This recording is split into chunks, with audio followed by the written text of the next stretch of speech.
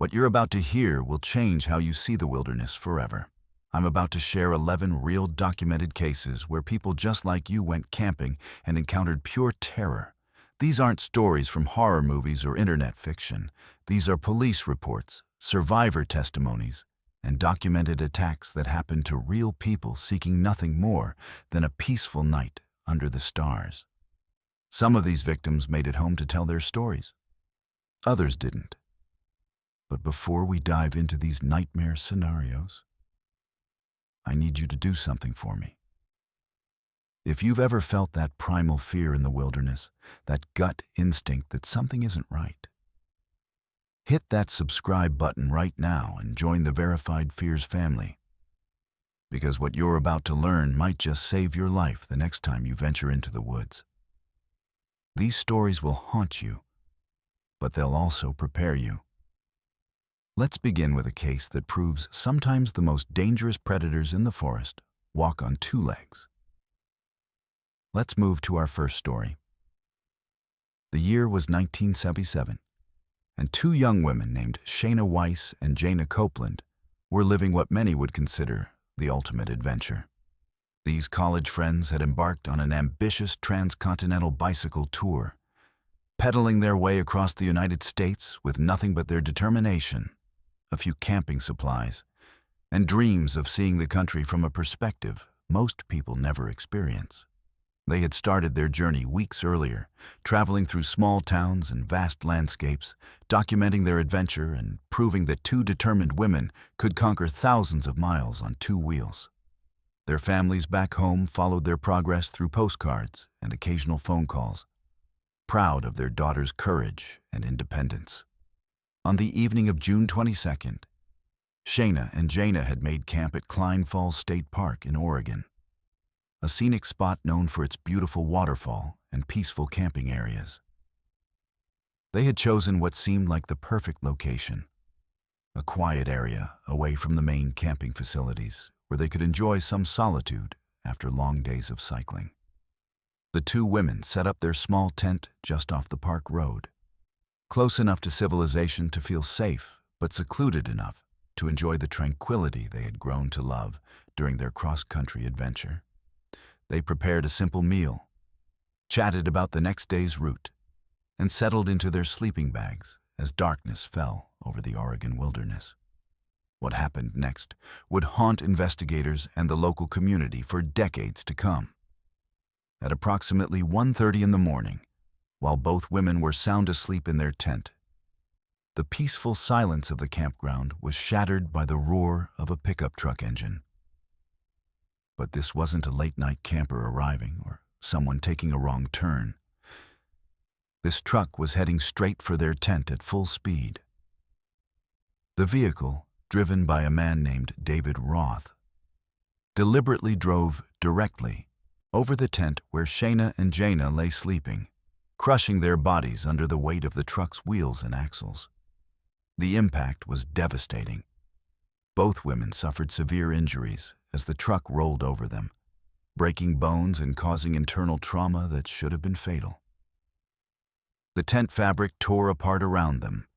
Sleeping bags were shredded, and their camping equipment was scattered and destroyed. But incredibly, impossibly, both women survived the initial attack. Dazed, broken, and in excruciating pain, they managed to crawl out from the wreckage of their tent, probably running on pure adrenaline and the human body's extraordinary ability to function even under the most extreme trauma. But David Roth wasn't finished. After running them over with his truck, he got out of the vehicle and approached the two severely injured women with an axe. What followed was a brutal attack that defied comprehension. Roth began striking both women with the axe, inflicting massive head injuries and trauma that medical professionals later said should have killed them instantly. He hit Shayna multiple times in the head with the blunt side of the axe, fracturing her skull and causing severe brain trauma.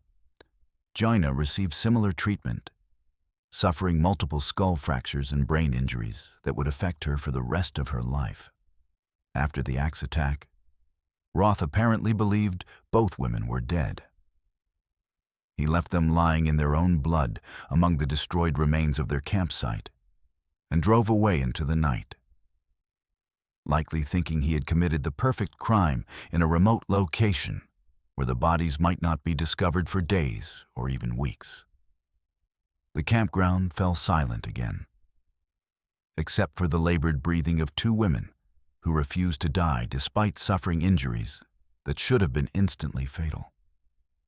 What happened next demonstrates the incredible human will to survive. Despite their massive head injuries, broken bones, and severe trauma, both women regained consciousness. Shayna, despite her skull fractures and brain injury, managed to crawl to the nearby road. Bleeding profusely and barely conscious, she flagged down a passing motorist in the early morning hours.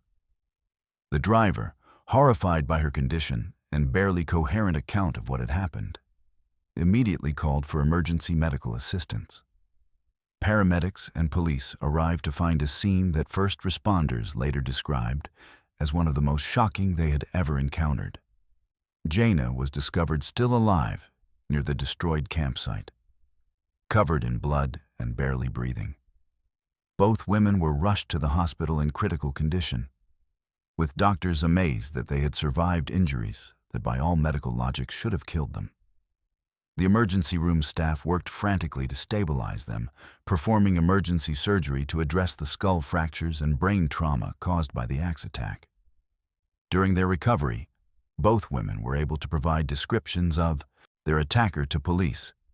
They described David Roth in detail, his appearance, his truck, and the calculated nature of his attack.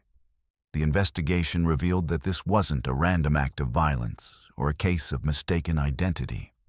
Roth had specifically targeted the two women, though his motives remained unclear.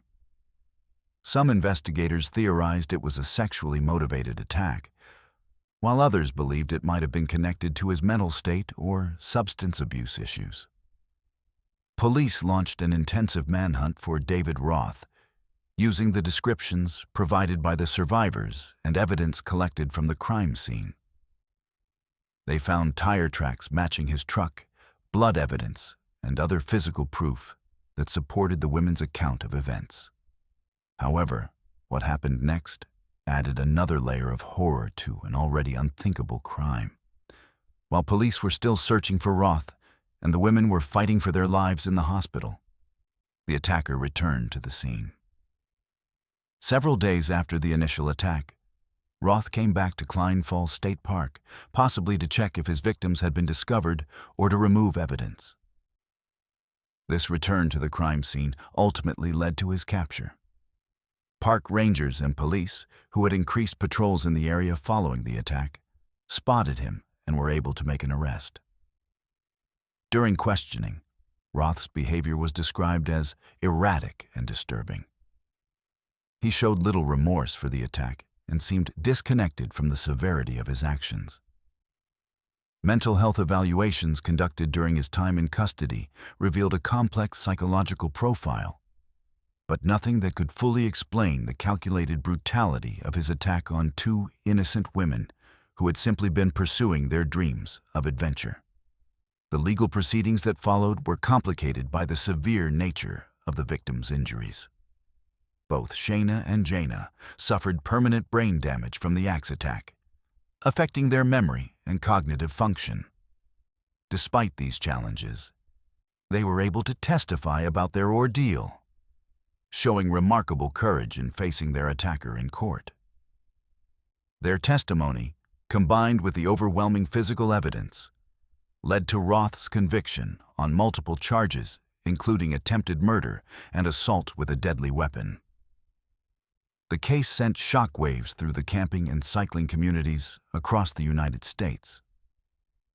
Here were two experienced, safety-conscious young women who had taken reasonable precautions and chosen what appeared to be a safe, established camping location, yet they had still fallen victim to a predator who specifically sought out vulnerable targets in remote areas.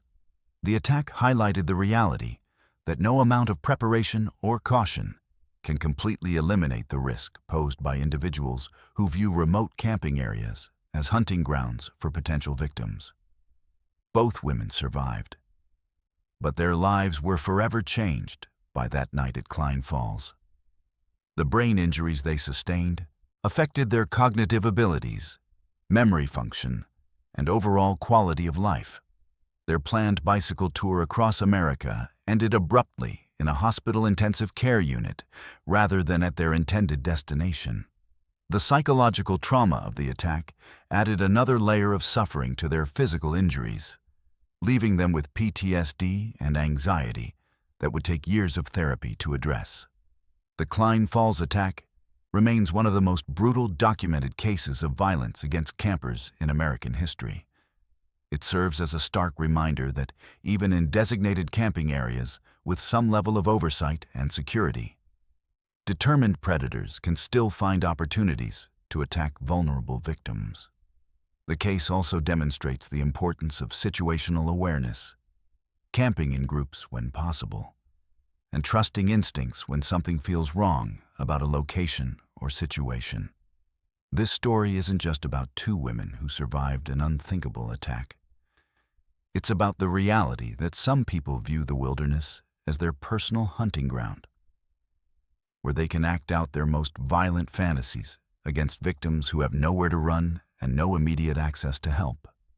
The next time you set up camp in a remote location, remember Shayna and Jaina.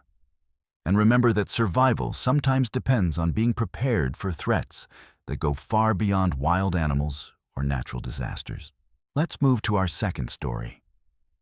There are certain moments in life when your instincts scream at you that something is fundamentally wrong, even when your rational mind can't identify the specific threat. For Mark and Jennifer Thompson, a couple in their 30s who considered themselves experienced outdoor enthusiasts, that moment came during what was supposed to be a peaceful weekend camping trip in the dense forests of northern Michigan. They had been camping together for over 8 years, exploring remote wilderness areas across the Midwest. And they prided themselves on their preparedness and wilderness awareness.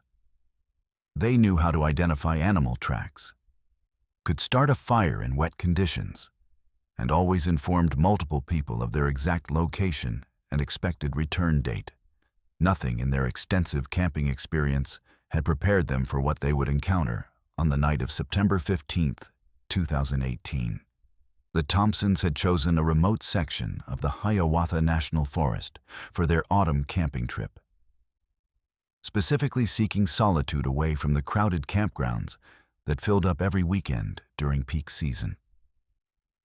They had hiked approximately 3 miles from the nearest access road, carrying their gear to a small clearing beside a gentle creek that provided fresh water and a natural sound barrier they thought would enhance their peaceful retreat.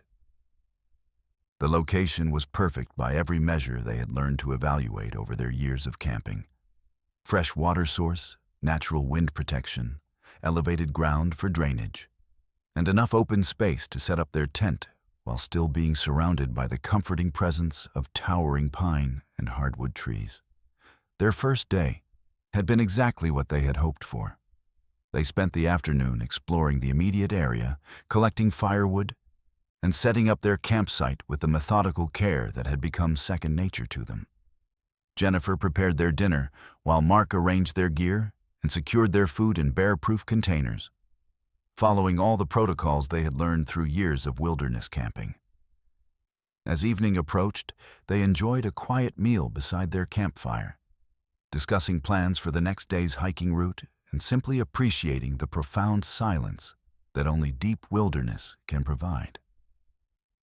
As darkness settled over the forest, Mark and Jennifer retreated to their tent around 10:30 p.m., planning to wake early and break camp by sunrise to maximize their hiking time. The forest around them seemed to embrace the kind of deep, peaceful quiet that city dwellers travel hundreds of miles to experience. The gentle sound of the nearby creek provided a natural white noise that should have helped them sleep soundly. For the first few hours, everything seemed perfect.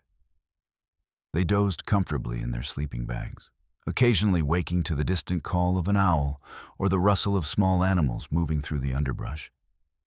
All the normal sounds of a healthy forest ecosystem that actually provided reassurance rather than concern. But around 2:30 in the morning, Jennifer woke with a start. Something had changed in the forest around them, though she couldn't immediately identify what had triggered her sudden alertness. The normal night sounds seemed muted, as if the entire forest was holding its breath. She lay still in her sleeping bag, listening intently and trying to determine what had awakened her so abruptly. Mark was still sleeping soundly beside her, and for several minutes she convinced herself that it had probably been nothing more than a vivid dream or perhaps a distant sound carried on the wind. Then she heard it, or rather, she became aware of what she wasn't hearing. The gentle babbling of the creek that had provided constant background noise throughout the evening had stopped completely. In the absolute silence that followed, Jennifer became acutely aware of her own heartbeat and Mark's steady breathing. But there was something else, something that made the hair on the back of her neck stand on end. She had the unmistakable sensation that they were being watched. Moving as quietly as possible, Jennifer reached over and gently shook Mark awake. When he opened his eyes, she pressed her finger to his lips to signal for silence, then pointed toward the tent wall. Mark immediately understood that something was wrong. In their years of camping together, they had developed an unspoken communication system for situations where noise might attract unwanted attention from wildlife. But as Mark became fully alert and began listening to their surroundings, he realized that whatever was out there wasn't behaving like any animal they had ever encountered. For the next 20 minutes, they lay completely motionless in their tent, straining to hear any sound that might explain the oppressive feeling of being observed. The silence was so complete, it seemed unnatural, as if every living creature in the forest had suddenly vanished or was hiding from some threat. Then, just as Jennifer was beginning to wonder if they were letting their imaginations run wild, Mark spotted something that made his blood run cold. Through the thin fabric of their tent, illuminated by the faint starlight filtering through the forest canopy, he could see the silhouette of a human figure standing motionless approximately 50 feet away. The figure was positioned between two large pine trees, and it appeared to be facing directly toward their tent. Mark carefully nudged Jennifer and guided her gaze toward the shadow. When she saw it too, her heart began racing so fast she was afraid the sound might somehow be audible to whoever was watching them. They remained frozen, hoping that the figure would move on, that it was perhaps just another camper who had gotten lost or was passing through their area. But as the minutes stretched into what felt like hours, the figure never moved. It stood in the exact same position, maintaining what appeared to be constant surveillance of their campsite. The complete stillness of the watcher was perhaps the most unnerving aspect of the entire situation. No shifting weight, no adjustment of position, no normal human fidgeting or movement. After what Mark later estimated was about 30 minutes, Jennifer spotted a second figure. This one was positioned to their left, perhaps 40 feet away, also standing perfectly still among the trees. Like the first figure, it appeared to be facing their tent and maintaining a silent watch. The realization that there were multiple watchers sent waves of terror through both of them. This wasn't a chance encounter with a lost hiker or even a single disturbed individual. This was coordinated surveillance by multiple people. Over the next hour, as their eyes adjusted more completely to the darkness and they forced themselves to carefully scan the tree line around their campsite, Mark and Jennifer identified what appeared to be at least 10 to 15 figures stationed in a rough circle around their tent. Each figure maintained the same unnaturally still posture, creating a ring of silent watchers that surrounded their campsite completely. The figures were spaced far enough apart that they couldn't make out specific details about any individual, but close enough that there was no doubt they were human forms deliberately positioned to observe the tent. The psychological terror of being surrounded by silent watchers was unlike anything either of them had experienced. They whispered to each other in voices so quiet they could barely hear their own words, trying to formulate some plan of action. Should they try to break camp and run? Should they make noise to scare off the watchers? Should they call out and try to communicate? Every option seemed to carry the risk of escalating the situation in unpredictable ways. As the night wore on, the figures occasionally moved, but never in ways that suggested they were leaving or losing interest. Sometimes a figure would shift positions, moving from one tree to another, but always maintaining the same silent observation. At one point, Mark was certain he saw two figures communicate with each other through subtle hand signals, confirming that this was an organized group activity rather than coincidental positioning by unrelated individuals.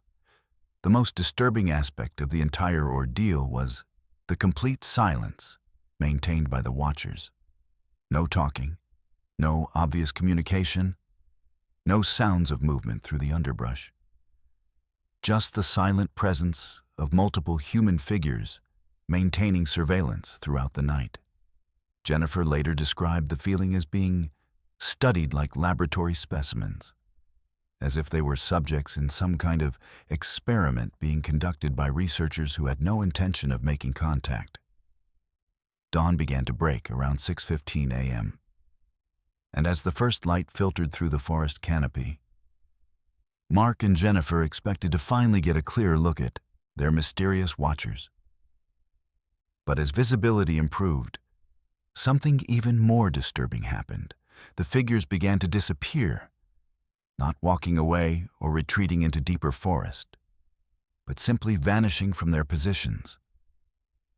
One moment, Jennifer could clearly see a figure standing beside a distinctive, lightning-struck tree, and the next moment, the spot was empty.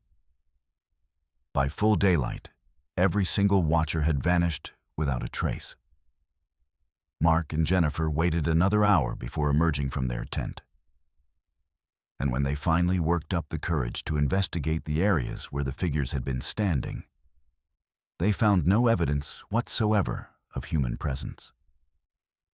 No footprints in the soft forest floor, no broken branches or disturbed vegetation, no discarded items or any other signs that multiple people had spent hours standing in those locations. They broke camp immediately and hiked back to their vehicle at a pace that was almost a run. During the entire 3-mile hike out, they both felt the persistent sensation that they were still being watched, though they never spotted any followers. When they reached their car, they sat inside with the doors locked for several minutes, trying to process what they had experienced. The Thompsons reported the incident to local authorities, but with no physical evidence and no clear crime committed, there was little law enforcement could do.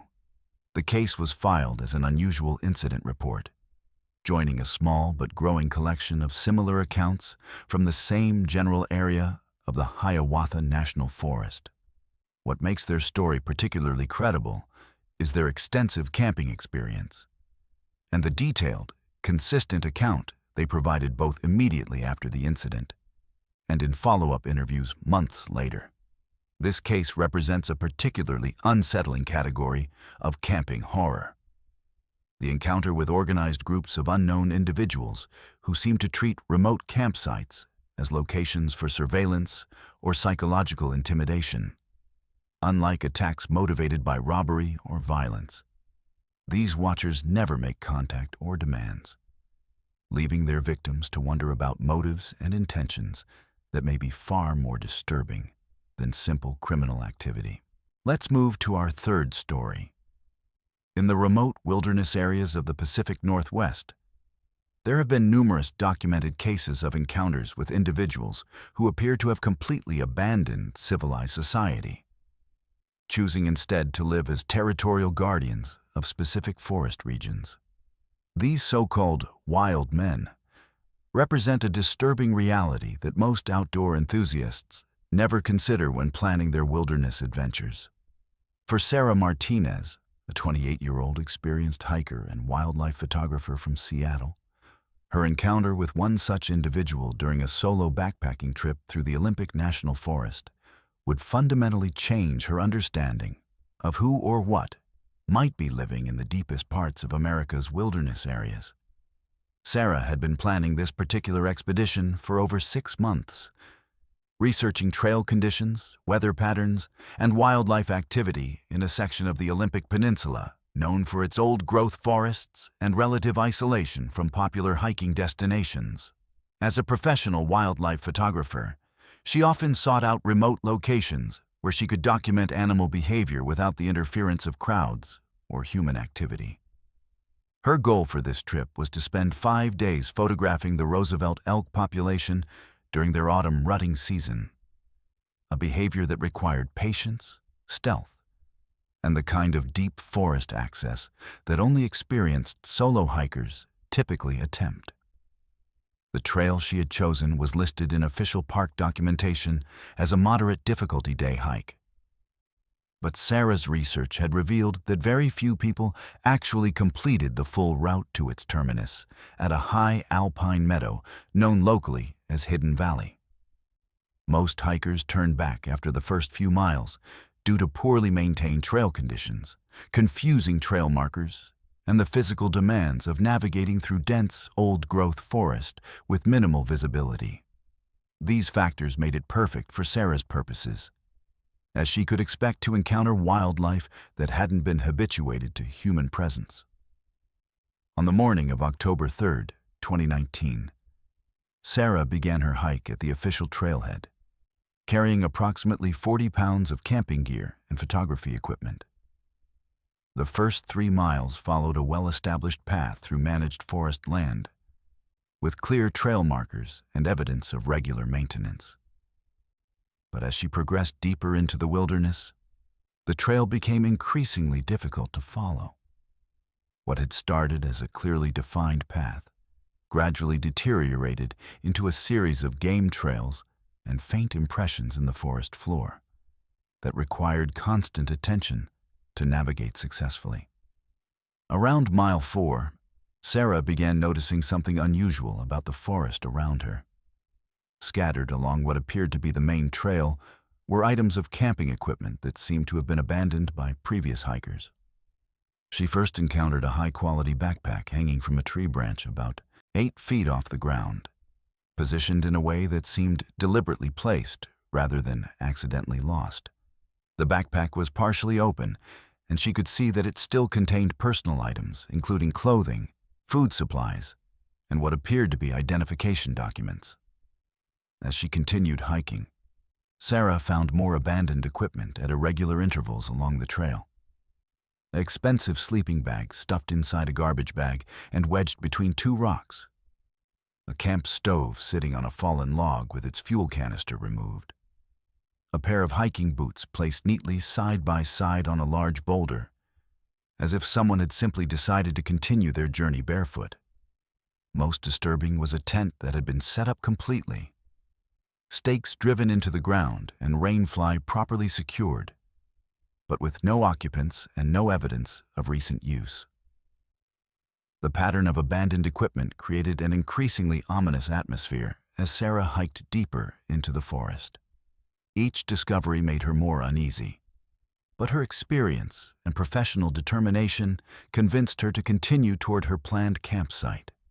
She rationalized that the equipment might have been left by researchers, or perhaps represented supply caches established by regular visitors to the area.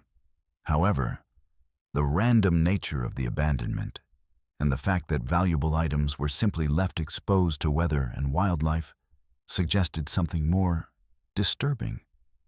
Around 2:30 in the afternoon, as Sarah was photographing what appeared to be fresh elk tracks near a stream crossing, she heard the sound of someone approaching through the forest behind her. The footsteps were deliberate and unhurried, suggesting someone who was comfortable moving through the dense undergrowth without concern for stealth. Sarah turned around, expecting to encounter another hiker or perhaps a park ranger checking on solo travelers in the remote area. What she saw instead was a man who appeared to have been living in the wilderness for an extended period. His appearance was shocking even to someone like Sarah, who had extensive experience with outdoorsmen and wilderness professionals. His hair and beard were long, matted, and filled with debris from the forest. His clothing consisted of what appeared to be layers of different garments that had been patched and repatched with materials that included both manufactured fabrics and what looked like animal hide. His skin was deeply tanned and weathered, with visible scars and abrasions that suggested years of exposure to harsh outdoor conditions. But it was his eyes that Sarah found most disturbing. They held an intensity and intelligence that indicated this wasn't simply a homeless individual who had wandered into the forest, but someone who had made a deliberate choice to live in this environment and had adapted to it successfully. When he spoke, his voice was clear and articulate, though his words carried an underlying threat that made Sarah's blood run cold. "You're in my territory," he said simply, positioning himself directly in the center of the trail so that Sarah would have to move around him to continue in either direction. "This land belongs to me. I've been watching you since you entered my domain, and I know everything you've been doing here." His tone wasn't aggressive or shouting, but carried the absolute certainty of someone who believed completely in his right to control access to this area. Sarah attempted to remain calm and de-escalate the situation. She explained that she was a wildlife photographer conducting research, that she had appropriate permits for backcountry camping, and that she had no intention of disturbing his living situation or reporting his presence to authorities. She offered to turn around immediately and leave the area if that's what he preferred. Her years of outdoor experience had taught her that most encounters with unexpected individuals in remote areas could be resolved through respectful communication and a willingness to compromise. But the man's response made it clear that this wasn't a situation where compromise was possible. "Those permits mean nothing here," he continued. "Government papers don't give you the right to enter land that belongs to someone else. I've been living in this forest for 12 years, and I've established territorial control over everything from the ridge line to the east down to the river valley to the west. Every animal here knows me. Every trail here is mine, and every person who enters does so at my discretion." As he spoke, Sarah began to understand that the abandoned camping equipment she had been finding wasn't randomly left behind by forgetful hikers. This man had been systematically confiscating gear from visitors to his self-proclaimed territory, either through direct confrontation or by raiding campsites when occupants were away from their gear. The positioned backpack, the neatly placed boots, the fully set up but empty tent, these weren't signs of absent-minded campers, but evidence of forced evacuations. "I want you to leave everything except the clothes you're wearing," the man continued. "Your backpack, your camera equipment, your food supplies, all of that stays here. You can walk back the way you came. But you need to understand that if I ever see you in my territory again, the consequences will be much more serious than just losing your gear." Sarah realized that she was facing someone who had completely rejected society's rules and had created his own system of control in this remote area. The scattered equipment she had found along the trail represented years of encounters with hikers who had been forced to abandon their gear and flee the area. Some had apparently complied immediately and left with just their basic clothing. Others might have resisted and faced whatever more serious consequences this man was capable of implementing. The psychological impact of the encounter was intensified by the man's obvious competence in the wilderness environment. This wasn't a deranged individual making empty threats, but someone who clearly possessed the skills and knowledge to survive independently in harsh conditions, and who had established what he considered legitimate territorial control over a substantial area of public forest land. His calm demeanor and articulate speech made it clear that he was mentally capable of following through on his threats. Sarah made the decision to comply with his demands rather than risk escalation. She carefully removed her backpack and set it on the ground, followed by her camera bag and tripod. The man watched her actions closely, but made no move to approach or examine the equipment she was abandoning. When she had stripped down to just her basic hiking clothes and the water bottle she carried on her belt, he stepped aside and gestured for her to begin walking back toward the trailhead. The 6-mile hike back to her vehicle was one of the most psychologically challenging experiences of Sarah's outdoor career. Without her navigation equipment, she had to rely entirely on memory and natural landmarks to stay on the correct trail. She had no food supplies, limited water, and no emergency gear if weather conditions changed or if she became injured. But more disturbing than the physical challenges was the persistent feeling that she was being followed and observed during her entire retreat from the area. Several times during her hike out, Sarah heard sounds of movement in the forest, parallel to her position on the trail. Branches breaking, footsteps on fallen leaves, and other indications that someone or something was pacing her progress. She never saw direct evidence of being followed, but the psychological pressure of knowing that the territorial man was likely monitoring her departure added an element of terror to what should have been a routine hike. When Sarah reached her vehicle and drove to the nearest ranger station to report the encounter, she discovered that her experience wasn't unique. Park officials confirmed that they had received multiple reports over the past several years of encounters with an individual matching her description in that general area of the forest. However, the remote location and the fact that no actual physical violence had occurred made it difficult for law enforcement to take action. The man was technically trespassing on public land and engaging in theft by confiscating other people's property. But proving these crimes and locating a suspect who could disappear into thousands of acres of wilderness presented insurmountable challenges. The case of Sarah's encounter represents a disturbing reality about America's remote wilderness areas. They sometimes shelter individuals who have completely rejected civilized society and established their own rules and territorial boundaries. These modern wild men pose a unique threat to outdoor enthusiasts because they combine the survival skills necessary to thrive in harsh environments with a complete disregard for legal and social norms that govern civilized behavior. Unlike random criminals who might target campers, these territorial guardians view wilderness areas as their personal domains and feel justified in using whatever methods necessary to maintain control over their chosen territories. Let's move to our fourth story. There's something uniquely terrifying about being outnumbered in a remote location where screaming for help would only echo uselessly through empty wilderness.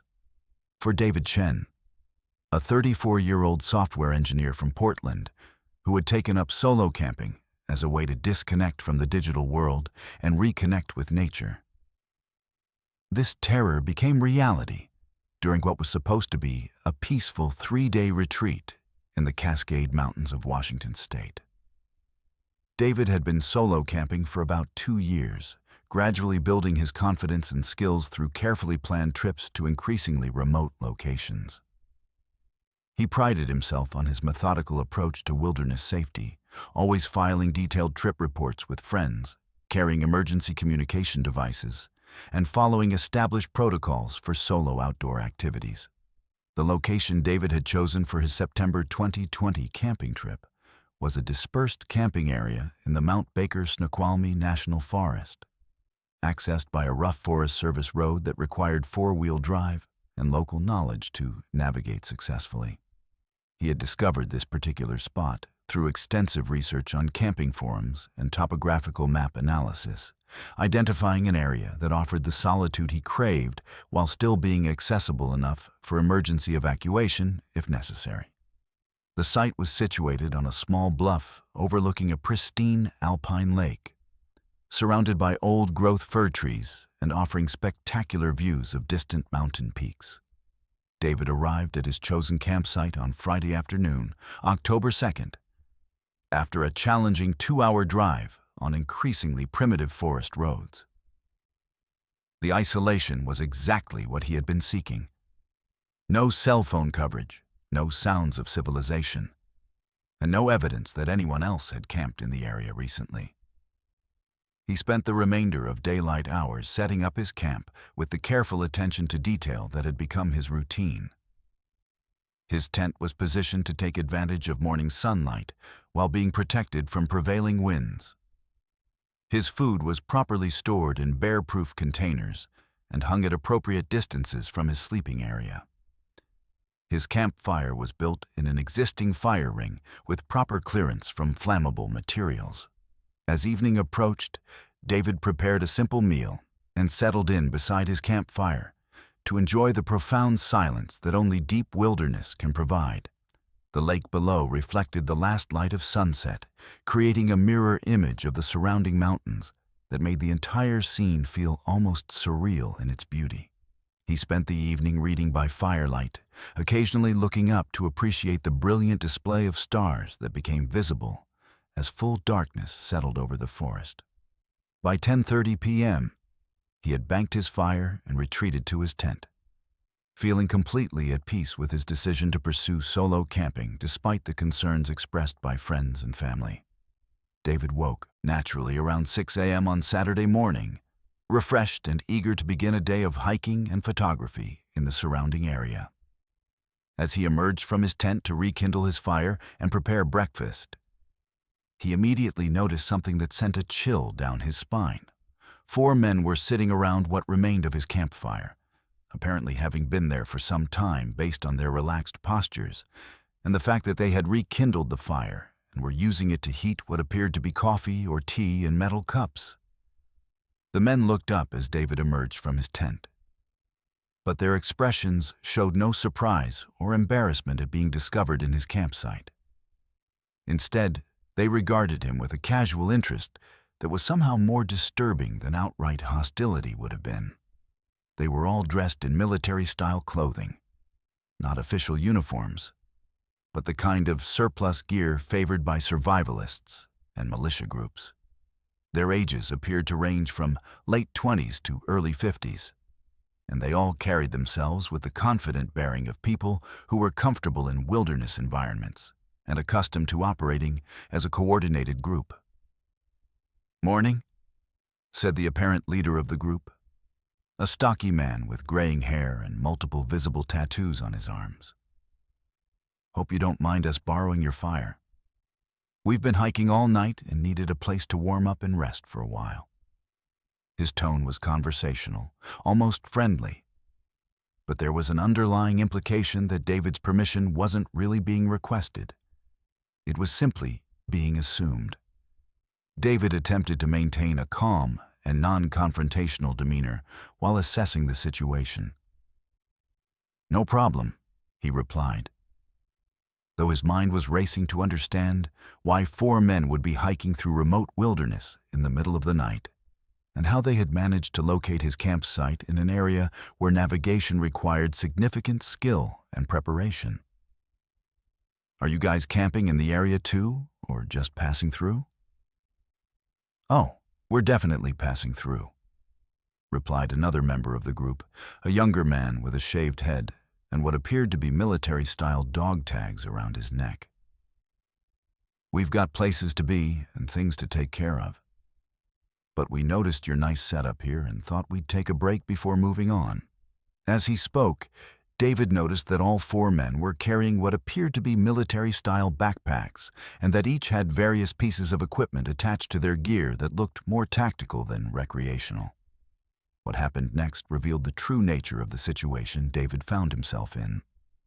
While the leader continued making casual conversation, the other 3 men began systematically going through David's camping equipment and supplies. They weren't searching randomly or destructively, but methodically examining each item as if conducting an inventory. One man opened David's food containers and began distributing items among the group. Another went through his backpack, removing clothing and equipment and setting some items aside while discarding others.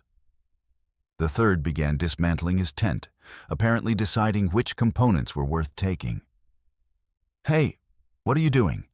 David asked, trying to keep his voice calm, but finding it impossible to hide his growing alarm. "That's my gear. I need that equipment for my camping trip." He took a step toward the man who was handling his backpack, but the leader of the group immediately intervened. "I wouldn't worry too much about camping gear right now," the leader said, his tone remaining conversational but taking on a harder edge. "You're going to be coming on a little hike with us, and where we're going, you won't need most of this stuff." As he spoke, David noticed for the first time that the man had a large knife attached to his belt, and that his hand was resting casually on the handle. The realization hit David like a physical blow. These weren't random campers or even thieves looking to steal valuable equipment. This was a coordinated operation by people who had specifically targeted his isolated campsite and were planning to take him somewhere against his will. The methodical way they were sorting through his gear suggested they had experience with this type of situation and knew exactly what items would be useful for whatever they were planning. "Look, I don't know what you guys are planning, but I'm not going anywhere with you," David said, trying to inject authority into his voice despite the fear that was making his heart race. "I have people expecting me to check in, and if I don't contact them by tomorrow, they'll send search and rescue teams to look for me." This was partially true. He had left a general trip plan with friends, though the remote location and poor communication coverage meant that any rescue operation would take days to organize and execute. The leader smiled at David's statement, but it wasn't a reassuring expression. "That's exactly why we need to get moving," he said. "We've got a nice quiet place picked out where you can wait while we take care of some business. Nothing personal, you understand? You just happen to be camping in the wrong place at the wrong time." As he spoke, 2 of the other men moved to positions that effectively blocked David's potential escape routes, while the third continued packing selected items from David's gear into their own backpacks. David realized that his situation was rapidly deteriorating and that he needed to make a decision about how to respond. The men clearly had superior numbers, appeared to be experienced in outdoor environments, and were obviously prepared for the possibility that he might resist their plans. However, his knowledge of the local terrain and his desperation gave him advantages that they might not be expecting. Without warning, David suddenly sprinted toward the edge of the bluff overlooking the lake. His sudden movement caught the group off guard, and he managed to cover about 20 yards before the nearest man could react. But instead of continuing toward the lake, David veered sharply to his left and plunged into the dense forest that surrounded the camping area. His years of hiking and trail running had given him the ability to move quickly through rough terrain, and his intimate familiarity with this particular area provided crucial advantages in navigating through the thick undergrowth. Behind him, he could hear the men shouting to each other and crashing through the forest in pursuit.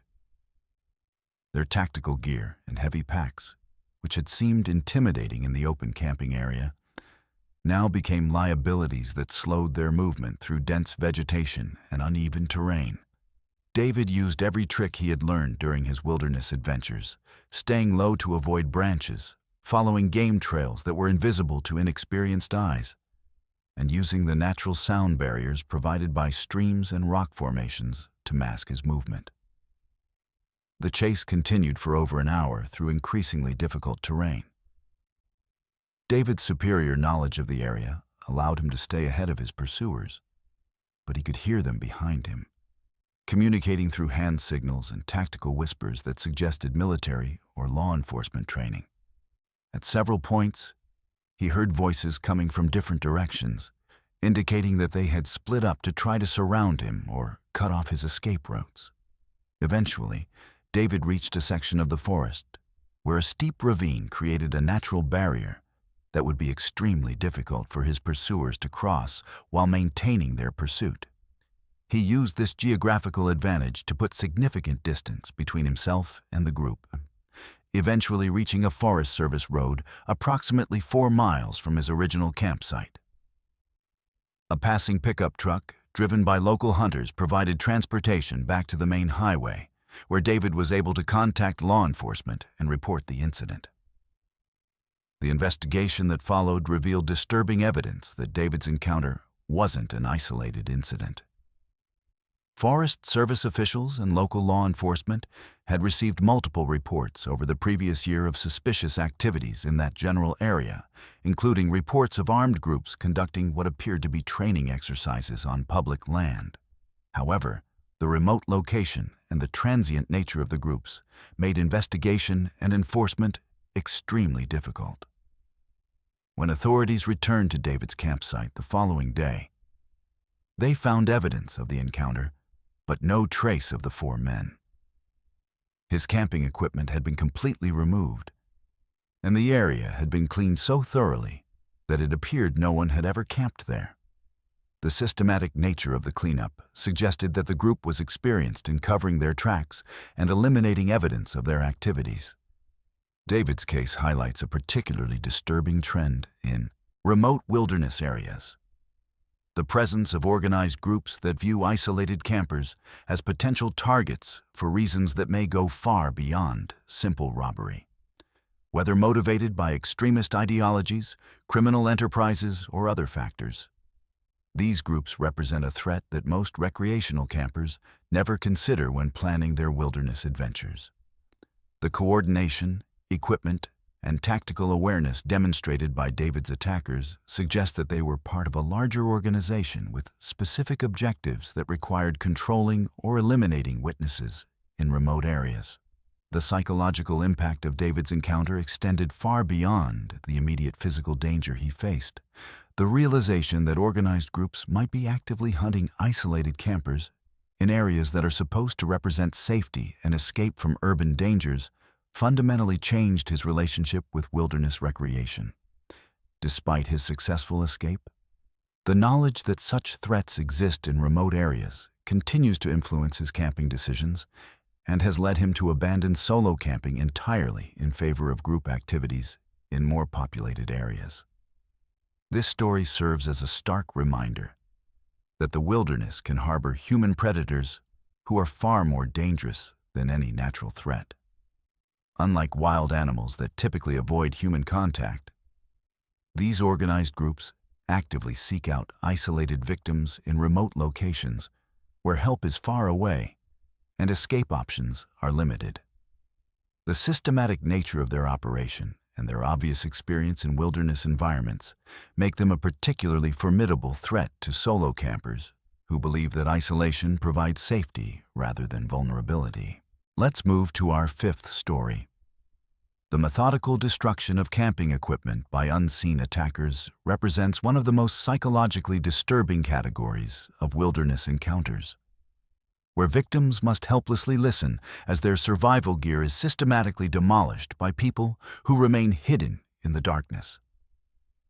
For Marcus Rodriguez, a 29-year-old forestry technician from Colorado who possessed extensive wilderness survival skills and years of backcountry experience, this nightmare scenario became reality during what was intended to be a peaceful solo retreat in the remote sections of the San Juan National Forest. Marcus had chosen wilderness camping not just as recreation, but as a professional development activity that kept his outdoor skills sharp and provided the kind of mental reset that his demanding job required. The location Marcus selected for his October 2021 camping trip was a high-altitude meadow accessible only by a challenging 8-mile hike through rugged mountain terrain. He had discovered this particular spot during his professional surveys of beetle-damaged timber stands. Noting its combination of natural beauty, reliable water sources, and the kind of complete isolation that made it perfect for extended solo camping. The meadow sat at approximately 9,200 feet elevation, surrounded by dense stands of aspen and pine trees that were beginning their spectacular autumn transformation. The nearest maintained trail was over 3 miles away, and the approach required advanced navigation skills and significant physical conditioning to complete successfully. Marcus began his hike on Thursday morning, October 14th, carrying a carefully planned selection of lightweight gear that would allow him to remain comfortable for 5 days in potentially harsh mountain weather. His professional background had taught him to prepare for rapid weather changes at high altitude, and his pack included redundant systems for shelter, fire starting, and emergency communication. He reached his intended campsite in the early afternoon, taking advantage of the remaining daylight hours to establish a secure camp that could withstand the strong winds and potential snowfall that October mountain weather could deliver with little warning. The setup process had become a practiced routine for Marcus over his years of professional and recreational camping. He selected a position for his hammock camping system that provided natural wind protection while maintaining access to the meadow's water source. His gear was organized with the methodical precision that his forestry work had ingrained as second nature, with emergency equipment positioned for quick access and valuable items secured against both weather and wildlife. As evening approached, Marcus prepared a warm meal and settled into his sleeping system, feeling the deep satisfaction that came from being completely self-sufficient in a beautiful and challenging environment. The first 3 nights of Marcus's camping trip passed without incident, filled with the kind of restoration and peace that had drawn him to solo wilderness camping. He spent his days exploring the surrounding terrain, documenting wildlife sign, and practicing the advanced outdoor skills that his profession required him to maintain. The complete absence of human presence and the stunning natural beauty of the high mountain environment provided exactly the kind of mental reset he had been seeking. Each evening, he enjoyed the simple pleasure of preparing his meal beside a small campfire while watching the sunset paint the surrounding peaks in brilliant colors. But on his 4th night, Sunday, October 17th, Marcus's peaceful retreat took a sinister turn that would forever change his perception of wilderness safety. He had retired to his hammock around 9:30 p.m., planning to wake early for his final day of camping before beginning the long hike back to civilization. The mountain night was crisp and clear, with brilliant stars visible through the forest canopy and the kind of profound silence that only high-altitude wilderness can provide. For the first few hours, everything seemed perfectly normal as Marcus dozed comfortably in his insulated sleeping system. Around 1:15 a.m., Marcus was awakened by the sound of something moving through his campsite. His first assumption was that a curious deer or elk had wandered into the meadow to investigate his presence, a common occurrence that he had experienced many times during his wilderness camping career.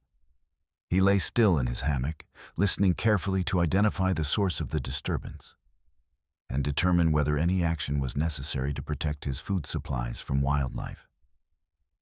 But what he heard next made his blood run cold.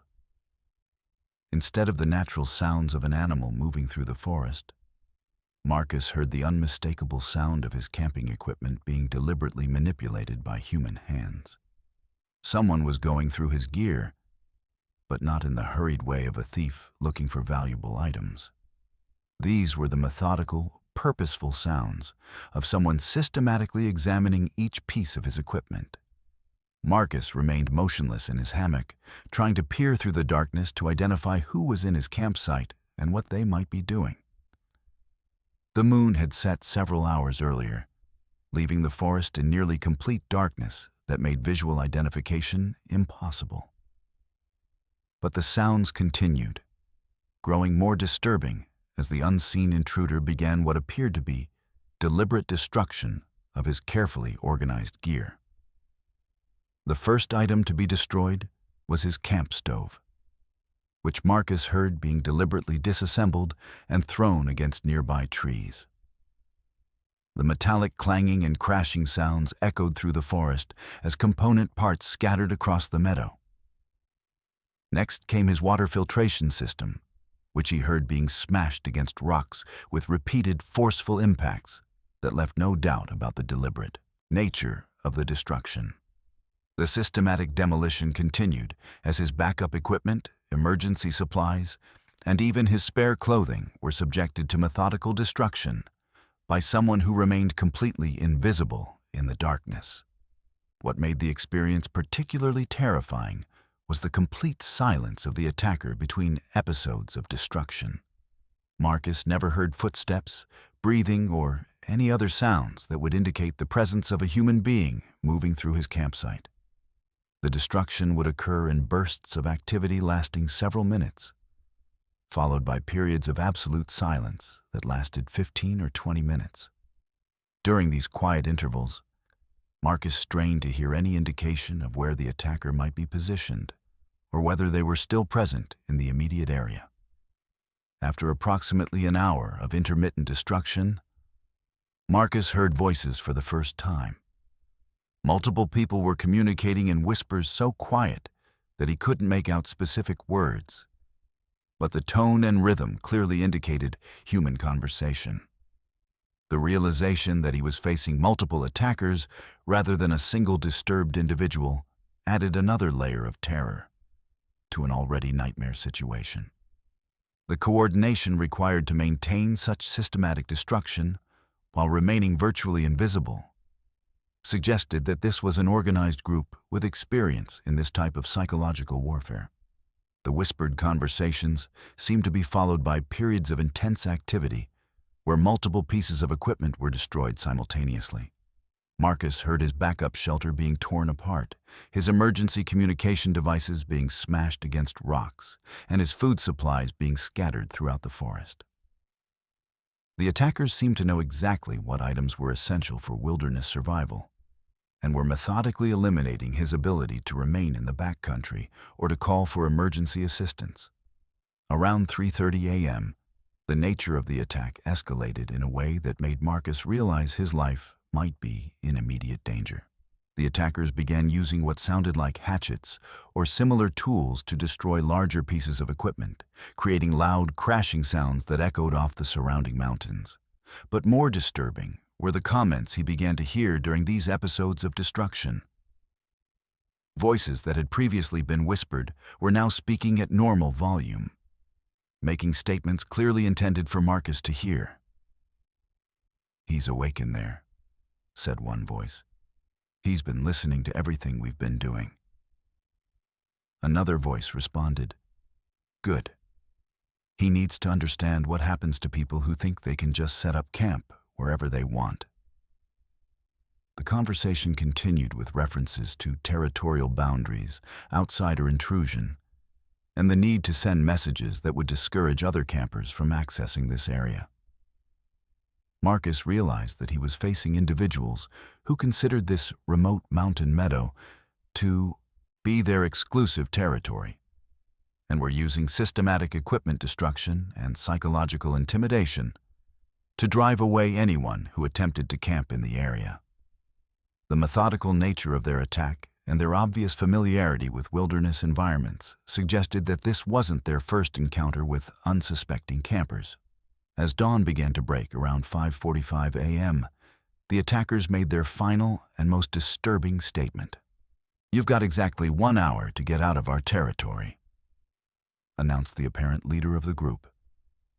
"Take whatever you can carry and start walking. If we see you in this area again, the consequences will be much more serious than just losing your camping gear." The tone carried the absolute certainty of people who had the means and willingness to follow through on their threats. When Marcus finally emerged from his hammock as full daylight illuminated the meadow, he discovered a scene of complete devastation.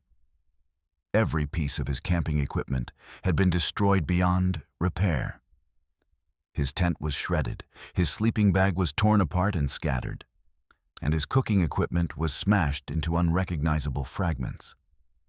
Most seriously, his emergency communication devices and navigation equipment had been completely destroyed, leaving him without any means of calling for help or accurately determining his route back to civilization. The 8-mile hike back to his vehicle became a survival exercise rather than a routine conclusion to his camping trip.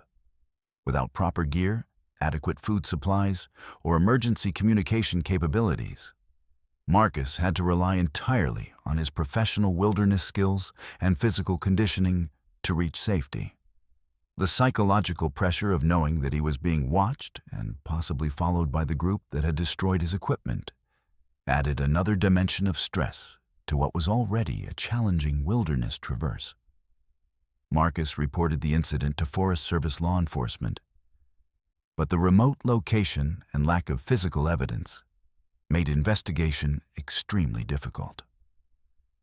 When authorities visited the campsite several days later, they found that the area had been completely cleaned of debris, with no evidence remaining of either Marcus's camping equipment or the presence of the attackers. The systematic cleanup suggested that the group was experienced in eliminating evidence of their activities and had probably conducted similar operations against other campers in the area. Investigation revealed that Marcus's experience wasn't unique. Forest Service officials had received scattered reports over the previous 2 years of camping equipment being mysteriously destroyed or vandalized in that general region of the San Juan National Forest. However, the remote locations and the reluctance of many victims to report incidents that they couldn't fully explain had prevented authorities from recognizing the pattern of organized territorial enforcement that Marcus's detailed account finally revealed. The case highlights a disturbing reality about America's most remote wilderness areas. They sometimes harbor individuals or groups who have established their own territorial boundaries and enforcement systems that operate completely outside legal authority. These modern-day wilderness vigilantes view isolated campers not as fellow outdoor enthusiasts exercising their legal rights to use public land, but as intruders who must be driven away through intimidation and equipment destruction. The psychological warfare techniques they employ, combined with their obvious wilderness survival skills, make them particularly effective at controlling access to remote areas without resorting to the kind of direct violence that would trigger intensive law enforcement investigation. For Marcus, the experience fundamentally changed his approach to wilderness camping and his perception of remote area safety.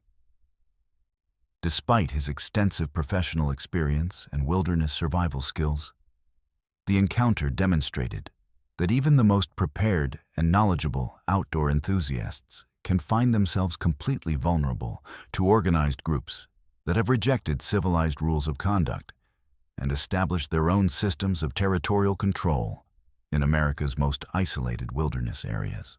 Let's move to our 6th story.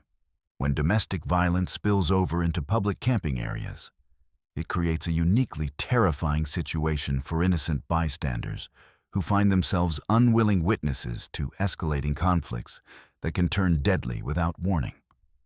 For the Hartwell family, parents Janet and Robert with their 2 teenage children, Emma and Tyler, what was supposed to be a relaxing weekend at a popular family campground in Central Texas became a nightmarish ordeal that would test their judgment, courage, and survival instincts when they found themselves caught between an abusive relationship and what appeared to be organized criminal activity.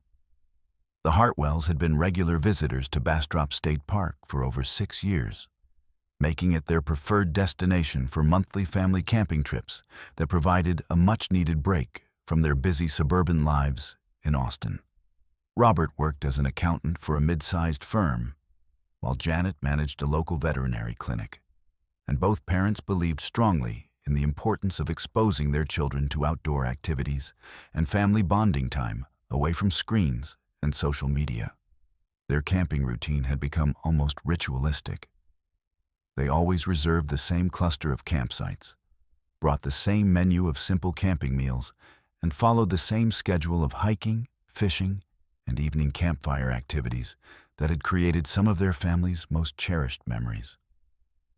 On the weekend of November 6, 2021, the Hartwells arrived at Bastrop State Park on Friday evening to begin what they expected would be another peaceful family camping experience. They had reserved sites 23 and 24, which provided enough space for their large family tent and allowed the teenagers some privacy while maintaining parental supervision. The park was moderately busy for early November, with several other families and couples occupying nearby campsites, creating the kind of comfortable community atmosphere that the Hartwells had always appreciated about organized campgrounds. As they set up their camp on Friday evening, the family noticed that the campsite directly adjacent to theirs, Site 22, was occupied by what appeared to be a couple in their 30s. The man was stocky and heavily tattooed, with the kind of aggressive demeanor that immediately put Janet on edge, though she kept her concerns to herself rather than alarm the children. The woman appeared younger, maybe mid-20s, and seemed nervous and subdued in a way that suggested she was afraid of her companion. Their campsite was set up in a haphazard manner that contrasted sharply with the organized layouts of other family campers. And their conversation, when audible, consisted mainly of the man making demands and the woman offering apologetic responses. The first sign of serious trouble came around 10:30 p.m. on Friday night, as the Hartwells were settling into their sleeping arrangements and preparing for bed. The couple at Site 22 began having what started as a heated argument but quickly escalated into something much more serious. The man's voice became increasingly aggressive and threatening, while the woman's responses suggested genuine fear for her safety. Janet and Robert exchanged concerned looks, but the campground's family-friendly atmosphere and the presence of other campers nearby made it difficult to believe that any real danger could develop in such a public setting. But as the argument continued, it became clear that this wasn't a typical domestic dispute that would resolve itself quickly. The man began making specific threats against the woman's safety, using language that was not only verbally abusive, but contained detailed descriptions of physical violence he was planning to inflict. More disturbing were his references to people he claimed to be associated with. Individuals he described as cartel connections, who would help him handle problems if the woman didn't comply with his demands. Emma, the Hartwell's 16-year-old daughter, was the first family member to suggest that they should intervene or at least alert park authorities about the escalating situation. Her teenage sense of justice was outraged by what she was hearing, and she couldn't understand why the adults around her weren't taking immediate action to help someone who was obviously in danger. But Robert and Janet faced the complex moral and practical dilemma that confronts many people who witness domestic violence in public settings. The uncertainty about when intervention becomes necessary, and the real risk that getting involved could escalate the situation and endanger their own family. Around 11:45 p.m., the argument reached a level that eliminated any doubt about the seriousness of the threat.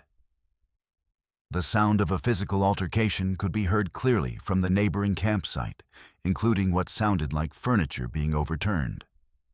The woman crying out in pain, and the man making explicit threats about what would happen if she tried to leave or call for help. Most chilling were his repeated references to weapons he claimed to have access to and his detailed knowledge of the campground layout, suggesting that he had been planning this confrontation for some time. Robert made the decision to quietly approach the camp host's site to report the disturbance.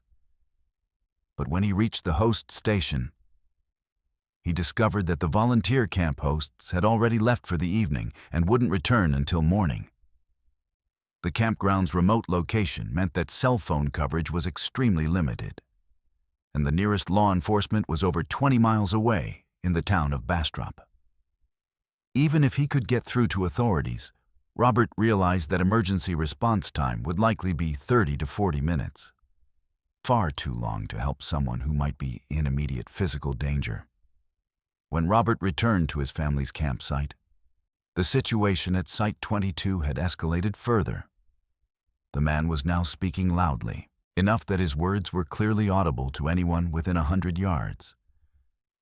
And his comments revealed disturbing details about his background and intentions. He claimed to be connected to Mexican cartel operations that used the Texas Hill Country for smuggling activities, and he made specific references to methods his associates used to deal with people who caused problems or knew too much. Whether these claims were true or simply the fantasies of an abusive individual trying to intimidate his victim, they created an atmosphere of genuine terror that affected everyone within hearing distance. The most disturbing aspect of the man's threats was his apparent awareness that other campers were listening to the confrontation. At several points, he made comments clearly directed toward the neighboring campsites, stating that anyone who interfered with his business or tried to help the woman would face serious consequences. He claimed to know which vehicles belonged to which campsites and made specific references to license plate numbers and family compositions that suggested he had been observing other campers throughout the day. Janet and Robert faced an impossible decision. Their parental instincts demanded that they protect their children from exposure to violence and potential danger, but their moral consciences couldn't ignore the fact that a woman in the next campsite was clearly in immediate physical danger. The man's claims about cartel connections and weapons access added a layer of uncertainty that made any intervention potentially life-threatening, not just for the Hartwells, but for the woman they would be trying to help. Around 1:30 a.m., the confrontation took another disturbing turn when the man began making phone calls to what he claimed were his business associates. The conversations, conducted loudly enough to be clearly overheard, involved discussions about handling a situation and cleaning up a problem at the campground. He provided detailed directions to their campsite location and made references to additional work that might need to be done if too many people had witnessed the evening's events. The Hartwell children, despite their parents' attempts to shield them from the worst of the situation, were fully aware that something serious was happening. Tyler, their 14-year-old son, had quietly retrieved his father's camping knife and positioned himself near the tent entrance, while Emma had prepared a small bag with essential items in case the family needed to evacuate quickly. The teenagers' instinctive preparation for potential danger reflected the gravity of the situation and the very real possibility that violence could spill over into neighboring campsites. The psychological pressure of listening to detailed threats while being unable to take meaningful action created an atmosphere of helpless terror that would haunt the Hartwell family long after the immediate danger had passed. They spent the remainder of the night taking turns maintaining watch, monitoring the situation at Site 22, and preparing for the possibility that they might need to flee the campground on foot if the violence escalated to the point where their vehicle might be compromised or blocked. As dawn approached around 6:30 a.m., the immediate crisis appeared to subside. The man's threatening behavior diminished, and the woman's cries for help became less frequent. But rather than providing relief, the sudden quiet created new fears about what might have happened to the victim and whether the threatened associates might arrive during daylight hours to clean up the situation. The Hartwells maintained their vigilant watch throughout the early morning hours, afraid to pack up their campsite in a way that might draw attention from the neighboring site.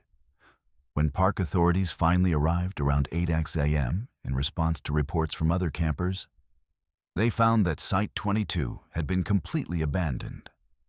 The couple and all their equipment had vanished without a trace, leaving only scattered debris and evidence of the previous night's confrontation.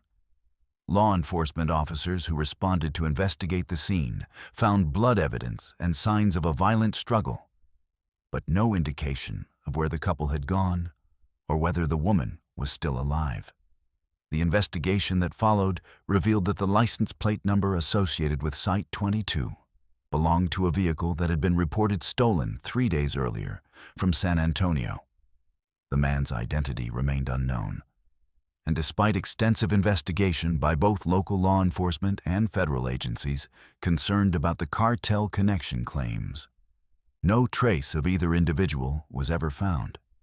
The case remains open and unsolved, leaving the Hartwell family and other witnesses to wonder whether they witnessed a murder, a kidnapping, or simply an elaborate intimidation scheme designed to terrorize anyone who might consider interfering with criminal activities.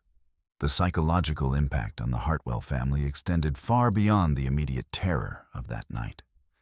The realization that they had been completely helpless to assist someone who was clearly in mortal danger, combined with the ongoing uncertainty about the victim's fate, created lasting trauma that affected their relationship with outdoor recreation and their sense of safety in public spaces. The children struggled with guilt about not doing more to help, while the parents grappled with the moral complexity of prioritizing their family's safety over their responsibility to assist someone in danger. Most disturbing was the knowledge that organized criminal activity could infiltrate even the most innocent and family-friendly outdoor environments.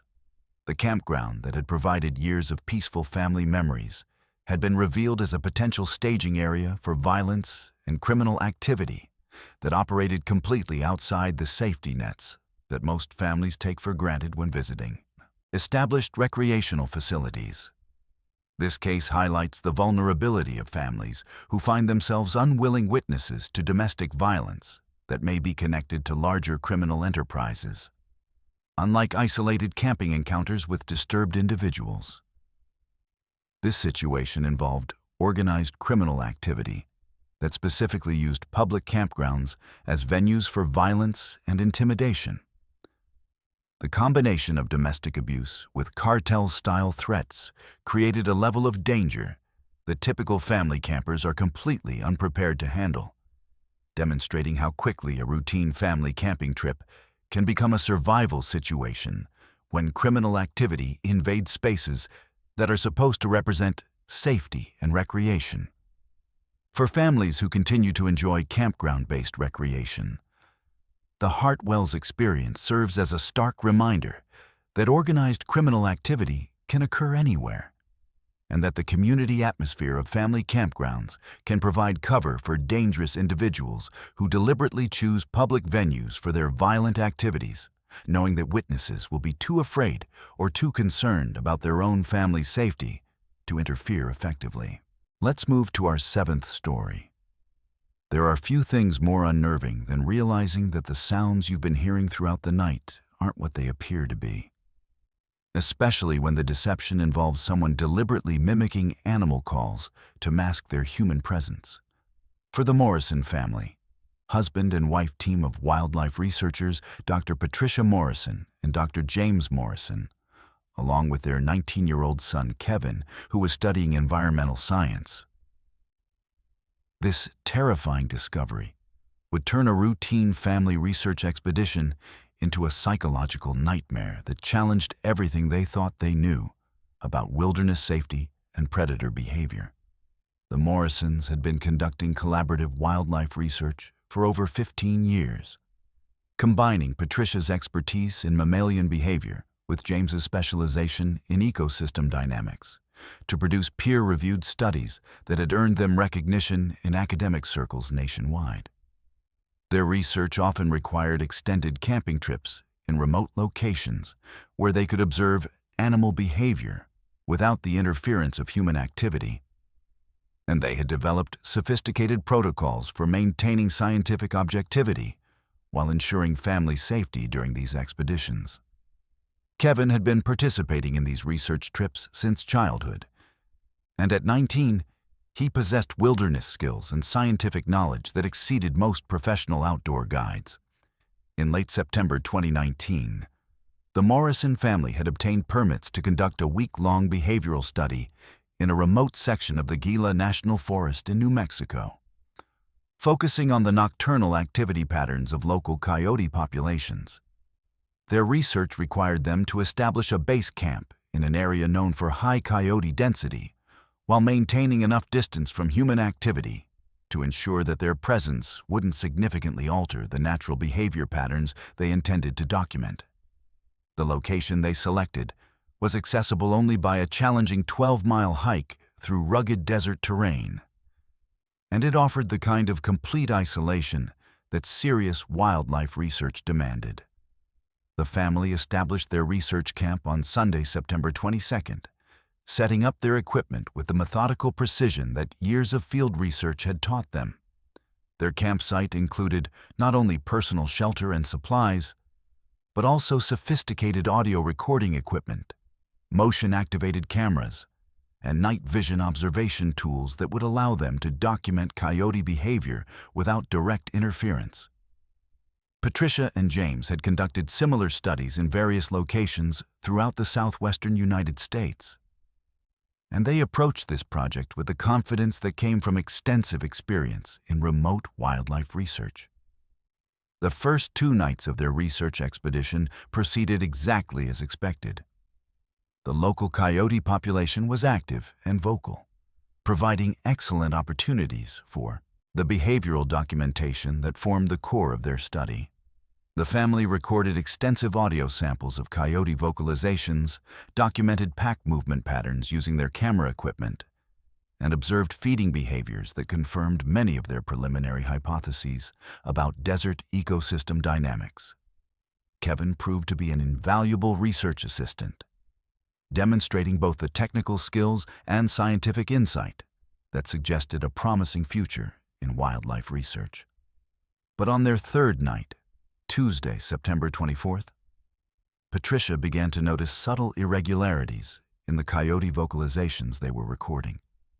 As someone who had spent decades studying mammalian communication patterns, she possessed an almost intuitive ability to distinguish between different types of animal calls and the emotional states they represented. The coyote sounds they were hearing seemed to follow normal patterns during the early evening hours. But as the night progressed, some of the calls began to display characteristics that didn't quite match authentic coyote vocalizations. Initially, Patricia attributed these irregularities to environmental factors that might be affecting the acoustic quality of their recordings. Desert terrain can create unusual sound reflections and distortions that can make familiar animal calls seem strange or artificial. However, as she listened more carefully to the real-time audio through her professional monitoring equipment, she began to identify specific vocal patterns that strongly suggested human mimicry rather than authentic animal communication. The first clear indication that something was seriously wrong came around 2:30 a.m., when Patricia detected a coyote call that included what sounded like a brief human cough in the middle of the vocalization. She immediately alerted James and Kevin, and the family began monitoring their audio equipment more intensively, focusing specifically on identifying any additional evidence of human presence disguised as animal activity. What they discovered over the next hour was deeply disturbing. A significant percentage of the coyote calls they had been hearing throughout the night were actually human vocalizations designed to mimic authentic animal sounds. The quality of the mimicry was sophisticated enough that it had initially fooled professional wildlife researchers who were specifically listening for coyote vocalizations. This suggested that whoever was producing these fake animal calls had extensive experience with coyote behavior and had practiced their imitation skills to a level that could deceive even trained scientists. The implications of this deception were terrifying. Someone was using animal call mimicry to mask their presence while conducting surveillance or stalking activities around the Morrison family's isolated research camp. As the family continued their intensive audio monitoring, they began to identify additional evidence of human presence disguised as natural animal activity. Some of the calls were coming from locations that shifted too rapidly for actual coyote movement patterns, suggesting that multiple people were positioned around their campsite and were coordinating their fake vocalizations. Other calls included subtle variations in pitch and rhythm that reflected human vocal limitations rather than the natural range of coyote communication. Most disturbing was the realization that the fake calls were specifically designed to surround their campsite with what appeared to be normal coyote activity. The positioning and timing of the vocalizations created an audio environment that would mask the approach of additional people, while making the family believe they were simply surrounded by a large and active coyote pack. Anyone listening casually would assume they were experiencing exactly the kind of wildlife activity that their research expedition was designed to study. Around 4 a.m., Kevin made a discovery that confirmed their worst fears about the situation they were facing. While using their night vision equipment to scan the perimeter of their campsite, he spotted a human figure positioned approximately 60 yards away in a location where several of the fake coyote calls had originated. The figure was crouched behind a large boulder in a position that provided clear surveillance of their camp, while offering concealment from casual observation. When Kevin adjusted the night vision scope to examine the area more carefully, he identified at least 3 additional human figures positioned at different points around their campsite. The Morrison family found themselves in a nightmare scenario where professional wildlife researchers were being stalked by people who possessed sophisticated knowledge of animal behavior and had invested significant time and effort in developing the skills necessary to deceive scientific experts. The level of preparation and coordination required for this type of operation suggested that they were facing individuals with extensive wilderness experience and possibly professional training in surveillance and infiltration techniques. James made the decision to wake Patricia and Kevin quietly and inform them of their situation without making any obvious changes to their behavior that might alert the watchers to their awareness. The family faced a complex strategic challenge. They needed to plan their response carefully while maintaining the appearance of normal camping activity to avoid escalating the situation. Their isolation meant that any call for help would take hours to result in emergency response, and their wilderness location offered numerous advantages to attackers who were familiar with the terrain. The psychological pressure of maintaining normal behavior while knowing they were surrounded by hidden watchers created an almost unbearable tension that tested the family's ability to think clearly and plan effectively. Every sound they made, every movement around their campsite, and every piece of equipment they used had to appear completely natural while they simultaneously developed an escape strategy that could succeed against multiple experienced opponents who had chosen the time, place, and circumstances for this confrontation. As dawn approached around 6:15 a.m., the fake coyote calls gradually diminished and eventually stopped completely. But rather than providing relief, the sudden silence created new concerns about what the watchers might be planning for daylight hours. The Morrison family used the early morning hours to quietly pack their essential research equipment and prepare for a rapid evacuation from their campsite, while maintaining the appearance of normal morning research activities. When they finally made their move around 8:30 a.m., the family discovered evidence that confirmed the systematic nature of the surveillance they had been subjected to. Footprints in the sandy soil around their campsite revealed that multiple people had approached to within 20 feet of their tent during the night, moving in patterns that suggested professional reconnaissance rather than random prowling. The tracks indicated that at least 4 individuals had been involved in the operation, and the depth and spacing of the footprints suggested people who were carrying significant equipment and were comfortable moving silently through difficult terrain. Most disturbing were the discovery of several small piles of sand that had been arranged in specific patterns near their campsite. These arrangements appeared to be some kind of marker system that might have been used to coordinate the positions and movements of the surveillance team throughout the night. The systematic nature of these markers suggested that the operation had been planned in advance, and that the Morrison family had been specifically targeted rather than randomly encountered The 12-mile hike back to their vehicle became a survival exercise, where the family had to maintain constant vigilance for signs of continued surveillance, while covering challenging terrain as quickly as possible. Their scientific equipment, which had been essential for their research, now became a burden that slowed their evacuation and made them more visible to potential pursuers. The psychological stress of not knowing whether they were still being followed or watched made every mile of the return journey feel like a test of endurance and courage. When the Morrison family reached their vehicle and drove to the nearest law enforcement agency to report the incident, they discovered that their experience wasn't unprecedented in that area of the Gila National Forest.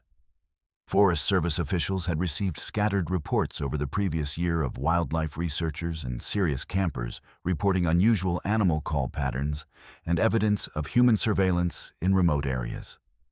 However, the sophisticated nature of the animal call mimicry and the professional-level surveillance techniques described by the Morrisons represented an escalation in both the skill level and coordination of these activities.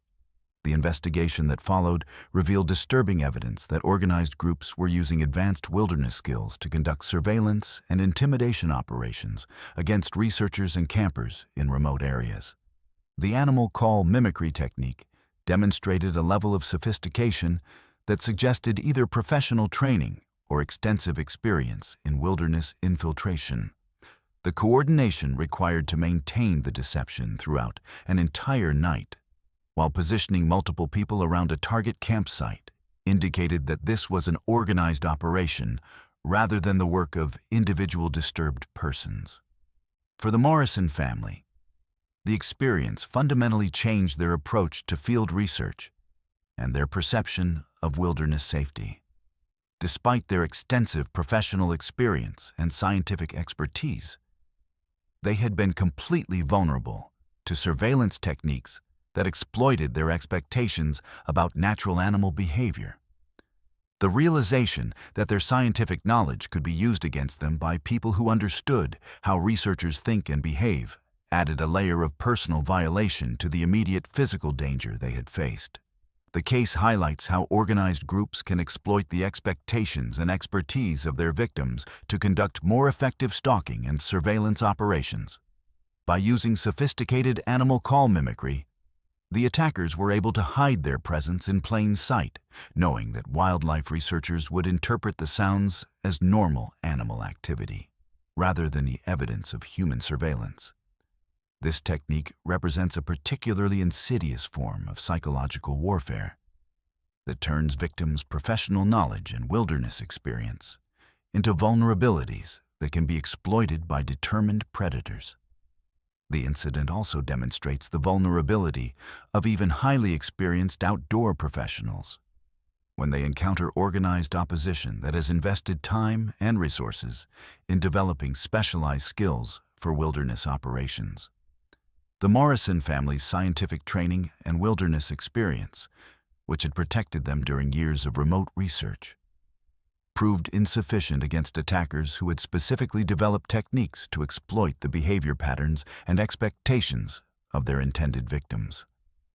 This story serves as a warning that the wilderness can harbor individuals or groups who possess sophisticated knowledge of both animal behavior and human psychology, and who use this knowledge to conduct surveillance and intimidation operations that can deceive even professional wildlife researchers. The combination of advanced wilderness skills with apparent criminal intent creates a particularly dangerous threat that operates completely outside the safety assumptions that guide most legitimate outdoor activities.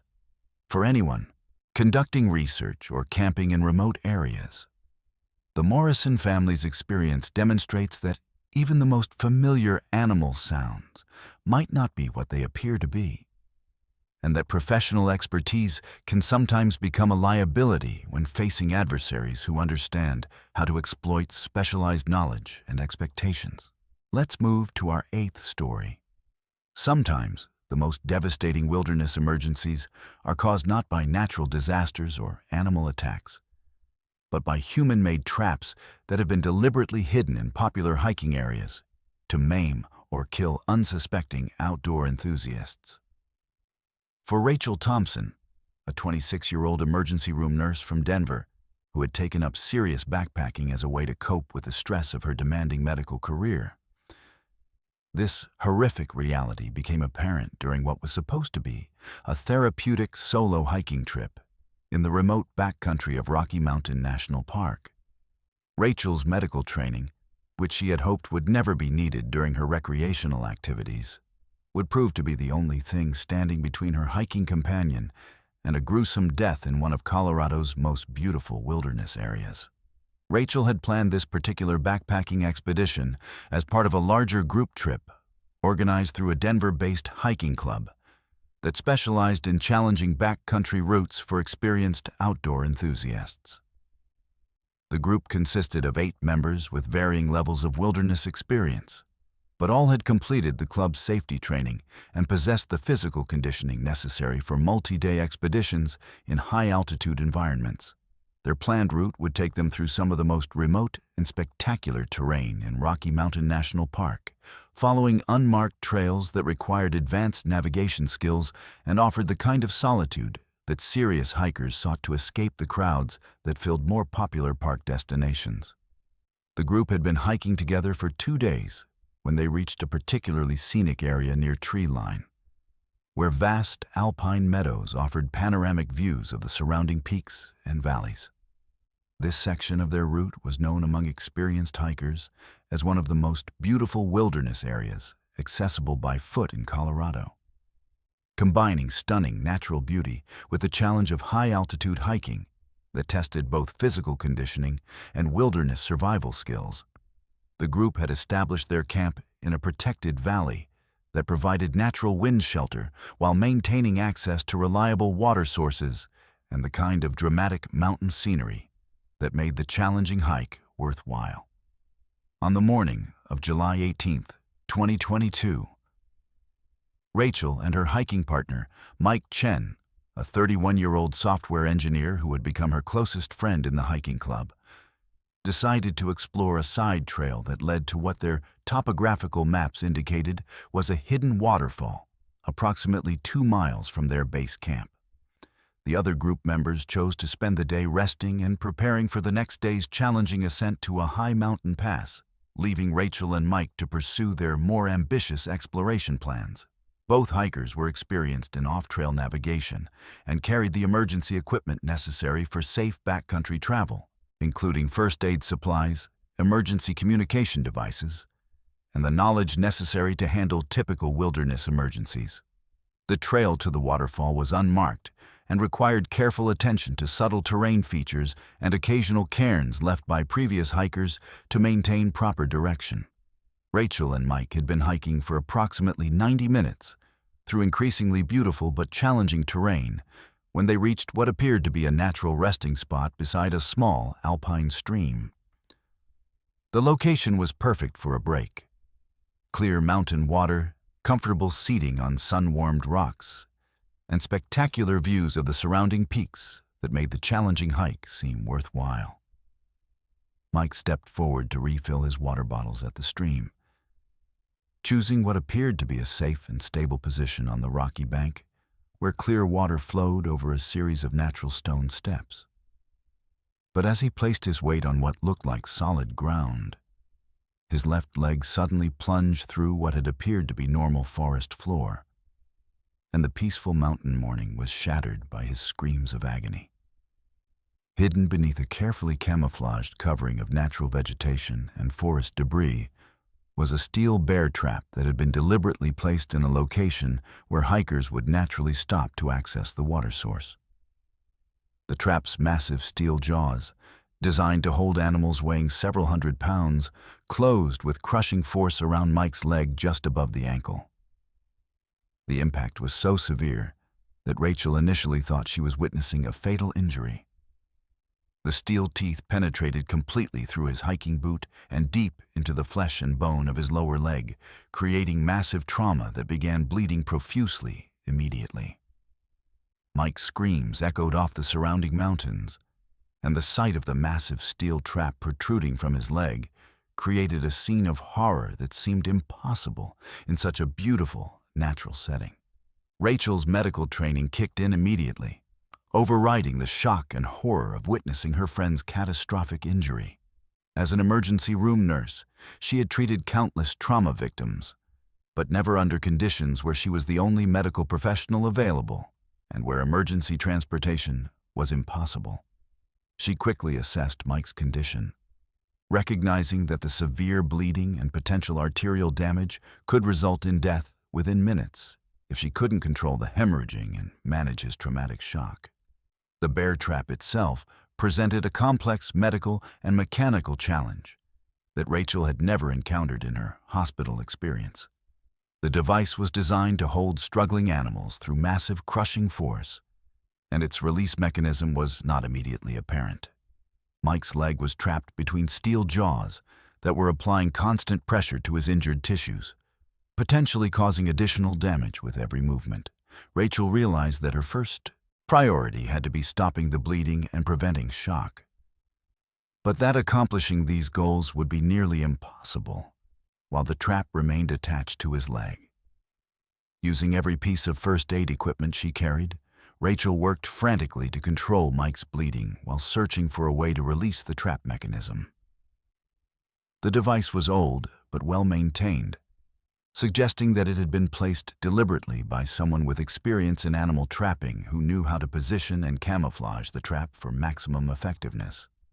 The location beside the water source was particularly diabolical, as it targeted the natural behavior of hikers who would inevitably need to access the stream for drinking water or equipment cleaning. As Rachel worked to stabilize Mike's condition, she made the horrifying discovery that this wasn't an isolated trap. While searching the immediate area for materials she could use to create pressure bandages and splinting, she found evidence of at least 3 additional bear traps that had been concealed along what appeared to be the natural approach routes to the water source. Each trap was positioned to target different aspects of normal hiker behavior. One near a fallen log that provided natural seating, another beside a flat rock that would appeal to hikers looking for a place to rest their backpacks, and a third hidden in the vegetation near what appeared to be a natural bathroom area. The systematic placement of multiple traps suggested that this wasn't the work of a careless or inexperienced individual, but rather a deliberate operation designed to inflict maximum casualties on hiking groups that used this area. The camouflage techniques were sophisticated enough to fool experienced hikers who were specifically looking for hazards, and the positioning demonstrated intimate knowledge of hiker behavior patterns and the terrain features that would naturally attract people to specific locations. Mike's condition was deteriorating rapidly, despite Rachel's emergency medical intervention. The crushing trauma from the bear trap had damaged blood vessels, nerves, and bone structures in ways that required immediate surgical intervention that was impossible to provide in their remote wilderness location. Rachel faced the agonizing decision of whether to attempt releasing the trap mechanism herself, risking additional damage to Mike's already catastrophic injuries, or to maintain his current stabilization while somehow getting him evacuated to definitive medical care. The trap's release mechanism proved to be deliberately designed to prevent easy removal by the trapped victim or rescuers. Unlike commercial traps that included safety releases for accidental human contact, this device appeared to have been modified to make escape nearly impossible without specific tools and knowledge. Rachel eventually discovered that the release required simultaneous pressure on 2 concealed trigger points while applying leverage with a tool strong enough to overcome the spring tension that kept the jaws closed. Using her hiking poles and the mechanical advantage provided by a nearby fallen tree, Rachel was finally able to release the trap after nearly 40 minutes of desperate effort. But the additional time required for trap removal had allowed Mike's condition to deteriorate to the point where he was drifting in and out of consciousness from blood loss and traumatic shock. His leg, now freed from the steel jaws, revealed the extent of damage that the trap had inflicted. crushed bone, severed tendons, and deep lacerations that continued bleeding despite Rachel's best efforts at emergency field treatment. The evacuation process required Rachel to make a series of life-or-death decisions about Mike's treatment, while simultaneously navigating the complex logistics of emergency rescue in remote wilderness terrain. She used her emergency communication device to contact park rescue services. But the mountainous terrain and distance from civilization meant that helicopter evacuation would require several hours to organize and execute. Mike's injuries were severe enough that he might not survive the time required for professional rescue to reach their location. Rachel made the crucial decision to begin moving Mike toward a location where helicopter evacuation would be possible, despite the risk that movement might worsen his injuries. Using improvised materials and her medical knowledge, she created a splinting and transport system that would allow her to move him gradually down the mountain while maintaining some protection for his damaged leg. The process required her to essentially perform field surgery while managing the complex logistics of wilderness evacuation. The descent took over 6 hours of continuous effort, with Rachel stopping frequently to reassess Mike's condition and adjust his emergency medical treatment. Several times during the evacuation, his vital signs deteriorated to the point where she believed he was dying. But her persistent medical intervention and determination kept him stable enough to continue toward rescue. The combination of high-altitude conditions, difficult terrain, and the constant stress of managing a critically injured patient tested Rachel's physical and emotional limits beyond anything she had experienced in her professional medical career. When the park rescue helicopter finally reached them at a location where evacuation was possible, Mike was barely conscious and had lost a dangerous amount of blood. The professional emergency medical team that took over his care confirmed that Rachel's field treatment had almost certainly saved his life, but noted that his injuries were so severe that permanent disability was inevitable. The bear trap had caused damage to bone, muscle, nerve, and vascular structures that would require multiple surgeries and extensive rehabilitation to restore even partial function to his leg. The investigation that followed revealed that the trap placement was part of a larger pattern of similar devices that had been found in various wilderness areas throughout Colorado and neighboring states. Law enforcement officials discovered evidence of an organized effort to place concealed traps in popular hiking areas, apparently motivated by anti-government ideology and hatred of federal land use policies. The individuals responsible viewed outdoor recreationists as symbols of government overreach and had chosen to express their extremist beliefs through terrorist attacks designed to maim and kill innocent hikers. The sophisticated nature of the trap placement and camouflage suggested that the perpetrators possessed extensive knowledge of both wilderness areas and hiker behavior patterns. They had invested significant time and resources in developing techniques that could consistently fool experienced outdoor enthusiasts. And they had chosen locations that would maximize casualties while minimizing the risk of detection by law enforcement. The systematic nature of their operation indicated that multiple individuals were involved, and that they had been conducting their terrorist activities for an extended period. For Rachel, the experience fundamentally changed her relationship with wilderness recreation and her understanding of the threats that outdoor enthusiasts might face in remote areas. Despite her medical training and wilderness experience, she had been completely unprepared for the deliberate human malice that could transform beautiful natural areas into deadly traps. The realization that organized groups were actively working to harm innocent hikers challenged her basic assumptions about wilderness safety and the motivations of people who might be encountered in remote areas. Mike's injuries ended his hiking career and required over 2 years of medical treatment and rehabilitation. The physical trauma was compounded by psychological effects that made it impossible for him to return to wilderness environments where similar threats might exist.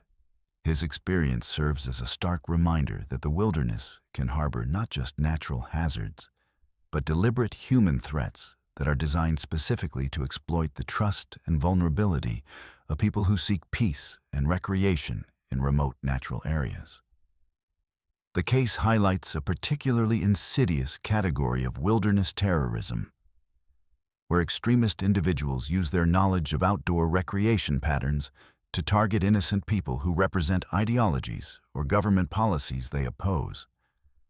Unlike random violence or criminal activity motivated by profit, these trap placements represent calculated attacks designed to send political messages through the maiming and killing of recreational users of public lands. The sophisticated planning and execution required for these operations demonstrate that wilderness terrorism can be carried out by individuals with advanced technical skills and intimate knowledge of both natural environments and human behavior patterns.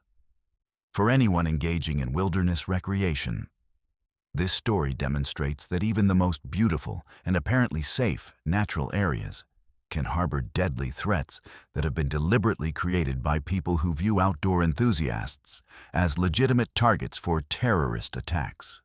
The systematic nature of these trap placements and the sophisticated techniques used to conceal them suggest that this threat will continue to evolve as extremist groups develop new methods for attacking the public use of federal lands and wilderness areas. Let's move to our 9th story. Sometimes the most terrifying wilderness encounters involve the deliberate weaponization of natural disasters by human predators who use environmental catastrophes as hunting tools to trap and eliminate their victims. For the Patterson Camping Group, a collection of 6 experienced outdoor enthusiasts from Phoenix who had been camping together for over 8 years, this nightmare scenario became reality when they discovered that the approaching wildfire threatening their remote campsite wasn't entirely natural, but was being systematically guided and controlled by armed individuals who were using the flames as a herding mechanism to drive campers into predetermined kill zones. The Patterson Group consisted of longtime friends who had met through their shared passion for challenging wilderness adventures that took them far beyond the typical camping experiences available in Arizona's established campgrounds. The group included Marcus Patterson, a 42-year-old construction contractor who served as the informal leader; his wife Sarah, a 38-year-old paramedic whose medical training made her invaluable during wilderness emergencies; childhood friends Dave Romano and Tyler Wells, both in their early 40s and experienced in desert survival techniques; and the youngest members, Jessica Chen and her boyfriend Alex Murphy, both 29-year-old teachers who had been camping with the group for 3 years. Their August 2023 expedition had taken them to a particularly remote section of the Coconino National Forest in northern Arizona, where high-altitude pine forests provided a dramatic contrast to the desert landscapes that dominated their usual camping destinations. The area they had chosen required a challenging 8-mile hike through difficult terrain to reach a secluded valley that offered spectacular views, reliable water sources, and the complete isolation from human activity that their group preferred. The location had been recommended by other serious campers as one of the most beautiful and peaceful wilderness areas accessible to those willing to make the physical effort required to reach it. The group had established their base camp on Thursday, August 17th, setting up their equipment with the methodical precision that years of wilderness camping had taught them. Their campsite was positioned strategically to take advantage of natural wind protection while maintaining access to a clear mountain stream that provided fresh water and served as a natural fire break in case of wildfire danger. Arizona's summer fire season was always a concern for wilderness campers, but the group had checked current fire conditions with Forest Service authorities and had received assurance that no significant fire activity was expected in their planned camping area.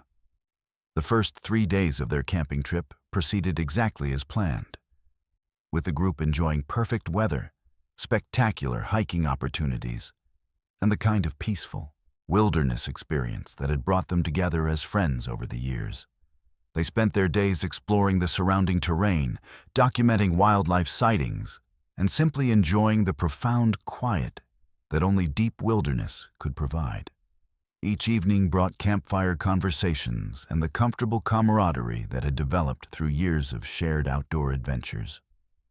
But on Sunday morning, August 20th, the group woke to the unmistakable smell of smoke drifting through their mountain valley. Forest fires were a constant concern during Arizona's dry season, and experienced wilderness campers like the Patterson Group maintained constant awareness of weather conditions and potential fire dangers. Sarah, whose paramedic training included wilderness emergency response, immediately began assessing wind patterns and smoke density to determine the direction and approximate distance of the fire source. What they discovered was deeply troubling. The smoke appeared to be coming from multiple directions simultaneously, suggesting either multiple separate fire starts or a single large fire that had spread in an unusual pattern. More concerning was the rapid intensification of the smoke smell and the visible haze that began filtering the morning sunlight, indicating that whatever fire was producing, the smoke was moving toward their location much faster than would be expected from natural wildfire spread patterns. Marcus made the decision to break camp immediately and begin evacuation toward their vehicles, following established wilderness safety protocols for wildfire encounters. But as the group packed their equipment and prepared to leave their campsite, they began noticing disturbing evidence that this wasn't a typical natural disaster scenario. The smoke patterns were too systematic, and the fire appeared to be advancing along specific corridors that seemed designed to funnel people toward particular geographic features rather than spreading in the random patterns typical of wind-driven wildfires. As they began their evacuation hike, the group encountered the first direct evidence that human activity was involved in the fire's behavior. Dave, who was serving as the group's advance scout, discovered what appeared to be deliberately set fire lines that had been established to channel the main fire's advance in specific directions. These weren't the fire breaks typically created by professional firefighters to contain blazes, but rather accelerant trails designed to guide and intensify fire spread toward particular target areas. The realization that they were facing an artificially controlled fire created a level of terror that went far beyond normal wildfire evacuation procedures. Natural disasters, however dangerous, follow predictable patterns that experienced wilderness campers can anticipate and respond to appropriately. But fires that were being deliberately manipulated by unknown individuals represented a threat that was impossible to predict or counter using standard emergency response techniques.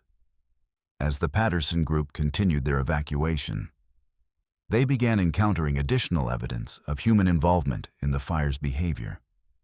Jessica, who was hiking near the rear of the group, spotted what appeared to be people moving through the forest parallel to their evacuation route. The figures were too distant to identify clearly, but their movement patterns suggested coordination and purpose, rather than the random behavior of other evacuees fleeing the approaching flames. More disturbing were the sounds the group began hearing as they moved through the forest. Voices calling to each other in what appeared to be coordinated communication. Mechanical sounds that suggested equipment being operated, and other indications that organized human activity was taking place in areas where the fire should have made human presence impossible. The voices were too distant to understand specific words, but the tone and rhythm clearly indicated people who were working together on some kind of coordinated operation. Around 2:30 p.m., as the group was making good progress toward their planned evacuation route, they encountered Tyler Wells returning from a forward reconnaissance mission with information that transformed their understanding of the situation they were facing. Tyler had discovered that their primary evacuation route, the trail they had used to access their camping area, was completely blocked by fire that appeared to have been deliberately set to prevent people from leaving the area by their most obvious escape route. But more terrifying than the blocked escape route was Tyler's discovery of armed individuals who were positioned along alternative evacuation corridors. He had observed at least 4 people carrying what appeared to be military-style rifles who were stationed at strategic points where fleeing campers would naturally attempt to exit the fire area. Their positioning and equipment suggested that they were specifically prepared to intercept anyone trying to escape the approaching flames. The Patterson group found themselves in a nightmare scenario where environmental disaster was being used as a weapon by unknown attackers who had established armed positions to prevent their targets from reaching safety. The systematic nature of the operation suggested extensive planning and coordination, indicating that multiple people with significant resources and wilderness expertise were involved in what appeared to be a deliberate attempt to trap and kill campers in the remote forest area. Sarah's medical training and emergency response experience helped the group analyze their situation and develop survival strategies that went beyond normal wildfire evacuation procedures. They were facing not just environmental danger from the approaching fire, but coordinated human opposition that was specifically designed to prevent their escape. The combination of natural disaster with armed human predators created a tactical situation that required military-style thinking rather than conventional wilderness survival techniques. The group made the decision to abandon their planned evacuation routes and instead attempt to reach safety by traveling cross-country through terrain that would be difficult for their armed pursuers to monitor or control. This decision required them to move through areas where the fire danger was higher, but where they would be less likely to encounter the human threats that had been positioned along established trails and natural travel corridors. The cross-country evacuation became a survival exercise that combined wilderness navigation skills with tactical awareness and evasion techniques that none of the group members had ever expected to need during recreational camping. They had to move quickly enough to stay ahead of the advancing fire, while remaining quiet enough to avoid detection by the armed individuals who were clearly searching for evacuees throughout the forest area. During their evasion movement, the group discovered additional evidence of the systematic nature of the operation they were facing. Marcus found what appeared to be a coordination station, where maps had been posted showing fire spread patterns, escape route locations, and what looked like planned interception points for fleeing campers. The maps were marked with symbols and notations that suggested military-style planning and indicated that the Patterson group wasn't the only target of this operation. Most disturbing was the discovery of personal items that appeared to belong to other campers. Backpacks, camping equipment, and identification documents that suggested other wilderness visitors had already been intercepted by the armed individuals operating in the fire area. The systematic collection and organization of these items indicated that multiple camping groups had been targeted, and the fate of these other campers remained unknown. The Patterson group's evacuation required over 8 hours of continuous movement through burning forest, during which they were repeatedly forced to change direction to avoid both advancing flames and the armed searchers who were systematically checking potential escape routes. Sarah's medical training proved essential when Alex suffered smoke inhalation severe enough to impair his ability to travel, requiring emergency field treatment that had to be administered while the group remained hidden from their pursuers. The psychological pressure of being hunted through a burning forest created stress levels that tested the group's ability to make rational decisions and maintain the teamwork necessary for survival. The constant threat of discovery by armed individuals, combined with the immediate physical danger from the advancing wildfire, created a situation where every decision could result in death and where there were no truly safe options for continued movement. When the Patterson group finally reached their vehicles around 11 p.m., they discovered that other cars belonging to different camping groups had been vandalized in ways designed to prevent evacuation. Tires had been slashed, engine components had been sabotaged, and fuel tanks had been drained, indicating that the operation included systematic efforts to trap victims in the wilderness area, even if they managed to avoid the fire and reach the parking areas. The group was eventually able to escape using Marcus's truck, which had been parked in a concealed location that the vandals had apparently missed. But their ordeal wasn't over. During their drive to safety, they encountered additional evidence of the coordinated nature of the operation, including roadblocks that appeared to be designed to intercept fleeing campers and what looked like observation posts positioned to monitor evacuation routes. When the Patterson Group reached law enforcement authorities and reported their experience, they discovered that their encounter was part of a larger pattern of suspicious fire activity and missing campers that had been occurring throughout the summer in various wilderness areas across the southwestern United States. Investigation revealed that organized groups were using wildfire as a cover for operations that appeared to combine extremist ideology with systematic violence against recreational users of public lands. The sophistication of the fire control techniques and the military-style coordination observed by the Patterson Group suggested that the perpetrators included individuals with professional firefighting or military experience who had perverted their specialized knowledge to create weapons rather than provide protection. The systematic nature of their operations and their obvious success in controlling fire behavior indicated that they had been developing and refining these techniques over an extended period. For the Patterson Group, the experience fundamentally changed their understanding of wilderness safety and the types of threats that outdoor enthusiasts might encounter in remote areas. The realization that environmental disasters could be weaponized by human predators who possess the technical knowledge to control natural forces challenged every assumption they had developed about wilderness recreation and emergency response procedures.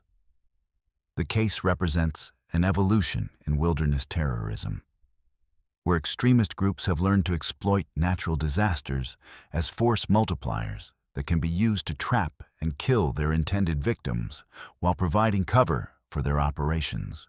The use of wildfire as a herding mechanism demonstrates a level of technical sophistication and tactical thinking that goes far beyond in the random violence typically associated with wilderness crime. The systematic nature of these fire-based operations and their apparent success in eliminating witnesses suggests that similar techniques may be being used in other wilderness areas where missing campers and unexplained fire behavior have been reported. For anyone engaging in wilderness recreation, the Patterson Group's experience serves as a warning that even natural disasters may not be entirely natural, and that survival in remote areas may require awareness of human threats that use environmental catastrophes as weapons to achieve their violent objectives. This story demonstrates that the boundary between natural disasters and human violence has been deliberately blurred by extremist groups who possess the technical knowledge and resources necessary to weaponize environmental phenomena. The combination of wildfire expertise with military-style tactics creates a particularly dangerous threat that operates outside the experience and training of most wilderness campers, making detection and survival extremely difficult for recreational users of remote public lands. Let's move to our 10th story. Sometimes the most disturbing wilderness encounters involve discovering evidence of territorial marking systems that suggest organized groups have established their own boundaries and enforcement mechanisms in remote public lands, creating invisible borders that innocent campers cross at their own peril. For Dr. Amanda Richardson, a 33-year-old anthropologist from the University of Kentucky who specialized in studying human territorial behavior in natural environments, what began as an academic research expedition into traditional land use patterns would evolve into a terrifying personal encounter with modern-day territorial enforcement that challenged everything she thought she understood about wilderness areas and the people who claim them as their own. Dr. Richardson had been conducting field research for her doctoral dissertation on historical territorial markers used by various cultural groups throughout the Appalachian region, focusing specifically on how different populations had traditionally established and maintained boundaries in wilderness areas before modern land management systems were implemented. Her research required extended solo camping trips to remote locations where she could document evidence of traditional territorial marking without interference from other researchers or recreational visitors who might inadvertently contaminate the historical record she was attempting to establish. The specific area that had attracted Dr. Richardson's attention was a remote section of the Daniel Boone National Forest in eastern Kentucky, where historical records suggested multiple cultural groups had established overlapping territorial claims over several centuries. Her preliminary research had identified this region as potentially containing some of the most complete examples of traditional territorial marking systems still visible in the modern landscape, making it an ideal location for the kind of comprehensive documentation that her dissertation required. Dr. Richardson began her research expedition on Monday, October 9, 2023. Hiking alone into a wilderness area that required advanced navigation skills and significant physical conditioning to access safely. Her academic training had included extensive wilderness survival instruction, and she carried professional-grade camping and research equipment that would allow her to remain in the field for up to 2 weeks while conducting the detailed documentation work that her study required. The isolation was exactly what her research demanded. An environment where historical territorial markers could be studied without the complications introduced by modern human activity. During her first 3 days in the wilderness, Dr. Richardson's research proceeded exactly as planned. She documented numerous examples of traditional territorial markers, including deliberately modified trees, strategically placed stone arrangements, and subtle trail modifications that indicated how various groups had historically established and communicated their territorial boundaries. Her findings supported many of her preliminary hypotheses about territorial behavior and provided valuable new insights into how human territorial instincts express themselves in wilderness environments. But on Thursday morning, October 12th, Dr. Richardson began encountering territorial markers that were clearly modern rather than historical. These contemporary markings were far more systematic and aggressive than the traditional indicators she had been studying, suggesting that current groups were actively maintaining territorial control over specific areas of the national forest. The modern markers included trees that had been stripped of bark in specific patterns, rock cairns arranged in configurations that seemed designed to communicate warnings or boundaries, and subtle trail modifications that appeared to funnel travelers toward or away from particular areas. What made these modern territorial markers particularly disturbing was their obvious fresh creation and maintenance. Unlike the historical markers that showed decades or centuries of weathering, these contemporary indicators appeared to have been created within the past few months and showed evidence of regular upkeep and modification. Someone was actively maintaining a territorial marking system throughout this remote wilderness area, suggesting ongoing human presence and organization that operated completely outside official forest management oversight. As Dr. Richardson continued her research, she began to notice that the modern territorial markers followed patterns that were more sophisticated and systematic than anything she had encountered in her study of historical territorial behavior. The markings appeared to be components of an integrated boundary system that divided the wilderness area into distinct zones, each marked with different types of indicators that might represent different levels of territorial control or different types of warnings for potential intruders. The most disturbing discovery came when Dr. Richardson found a tree that had been stripped of bark to reveal carved symbols that were clearly modern, but incorporated design elements that suggested knowledge of traditional territorial marking techniques. The carving included what appeared to be warning symbols, territorial boundaries, and indicators of enforcement consequences that went far beyond the symbolic territorial markers she had been studying in her academic research. These modern carvings suggested that whoever was creating them possessed both knowledge of traditional territorial marking systems and the willingness to enforce their boundaries through means that transcended symbolic communication. On Friday afternoon, Dr. Richardson encountered the first direct evidence that her presence in the area had been detected by whoever was maintaining the territorial marking system, while documenting a particularly elaborate stone arrangement that appeared to mark a major territorial boundary. She discovered that someone had recently disturbed her previous research sites. Her carefully arranged documentation equipment had been moved, her research markers had been removed, and her campsite showed evidence of systematic searching that indicated professional-level surveillance capabilities. More disturbing than the evidence of surveillance was the discovery of new territorial markers that appeared to have been created specifically in response to her presence. Trees near her research sites had been marked with fresh carvings that seemed designed to communicate increasingly aggressive warnings about continued presence in the area. The sophistication of these new markers suggested that whoever was creating them possessed detailed knowledge of her research activities and was specifically responding to her documentation of their territorial system. Dr. Richardson faced a complex decision about whether to continue her research or evacuate the area immediately.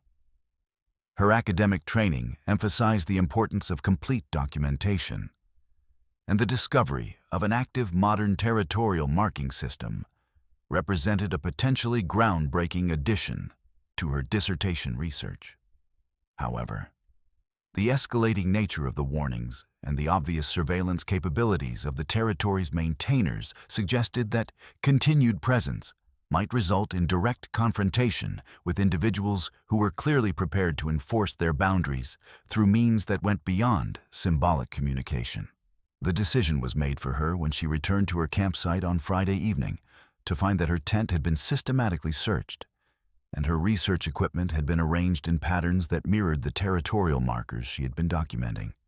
Someone had entered her camp while she was away, and had used her own equipment to create a message that combined academic mockery with clear territorial threat. Her sleeping bag had been arranged to form boundary symbols. Her research notes had been organized into warning patterns, and her food supplies had been distributed in configurations that matched the territorial enforcement indicators she had been studying. Most chilling was the discovery of a handwritten note that had been left among her research materials. The note was written in educated handwriting and demonstrated familiarity with academic territorial research, suggesting that whoever had searched her camp possessed knowledge of her specific field of study. The message read, "Dr. Richardson, your research into territorial marking systems is very thorough, but you are now conducting field research inside an active territorial boundary. We appreciate your academic interest in our marking system, but continued documentation activities will be interpreted as territorial challenge rather than scholarly inquiry. You have until sunrise to remove yourself and all evidence of your research presence from our territory." The note was signed with a symbol that matched several of the modern territorial markers Dr. Richardson had been documenting, confirming that her research had brought her into direct contact with the individuals who were actively maintaining the boundary system. The academic tone of the note and its specific reference to her research suggested that her activities had been under professional-level surveillance, and that the territorial maintainers possessed detailed knowledge of her identity, research objectives, and academic background. Dr. Richardson realized that she was facing individuals who had perverted academic knowledge of territorial behavior to create a modern enforcement system that operated outside legal authority in remote wilderness areas. Their sophisticated understanding of traditional territorial marking, combined with their obvious surveillance capabilities and willingness to confront researchers, suggested that this was an organized group with extensive resources and specialized knowledge, rather than random individuals making territorial claims in public forest land. The evacuation process required Dr. Richardson to abandon much of her research equipment and documentation in order to minimize the time required to leave the territorial boundary. Her academic training had not prepared her for the possibility that scholarly research could result in territorial conflict with organized groups who viewed documentation activities as intelligence gathering that threatened their operational security. The need to destroy or abandon research materials that represented months of preparation and weeks of field work created professional anguish that compounded the immediate physical danger of the situation. During her evacuation hike, Dr. Richardson encountered additional evidence that the territorial marking system extended far beyond the areas she had been studying. The boundary markers continued along her evacuation route, suggesting that the territorial claims covered many square miles of national forest land, and that the enforcement system she had encountered was part of a much larger operation. The systematic nature of the markings and their obvious maintenance indicated that multiple people were involved in creating and maintaining territorial control over substantial areas of public wilderness. Most disturbing was her discovery of what appeared to be evidence of previous territorial enforcement actions. At several locations along her evacuation route, Dr. Richardson found abandoned camping equipment that appeared to have been left by other researchers or campers who had encountered the territorial boundary system. The systematic arrangement of this abandoned gear suggested that other people had been forced to evacuate the area under similar circumstances, and the condition of some equipment indicated that not all encounters with the territorial enforcers had ended with peaceful evacuation. When Dr. Richardson reached her vehicle and drove to the nearest Forest Service station to report her encounter, she discovered that her experience represented part of a larger pattern of territorial enforcement activity that had been occurring throughout the region for several years. Forest Service officials confirmed that they had received multiple reports of unauthorized territorial marking and aggressive enforcement of unofficial boundaries.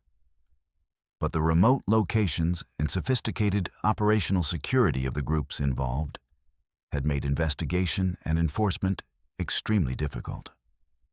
The investigation that followed Dr. Richardson's report revealed that organized groups were using academic knowledge of territorial behavior to create modern boundary systems that allowed them to control access to specific wilderness areas while operating outside legal oversight.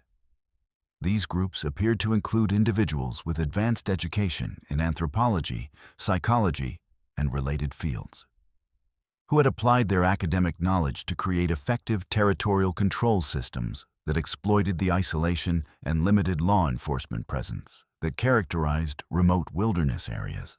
The sophisticated nature of their territorial marking systems and their obvious success in driving away other wilderness users suggested that these groups had been developing and refining their enforcement techniques over an extended period.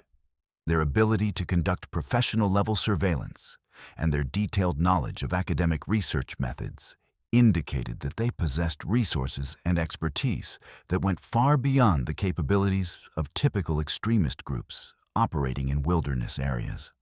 For Dr. Richardson, the encounter fundamentally changed her understanding of how academic knowledge could be weaponized by organized groups seeking to establish territorial control in areas where traditional law enforcement was ineffective.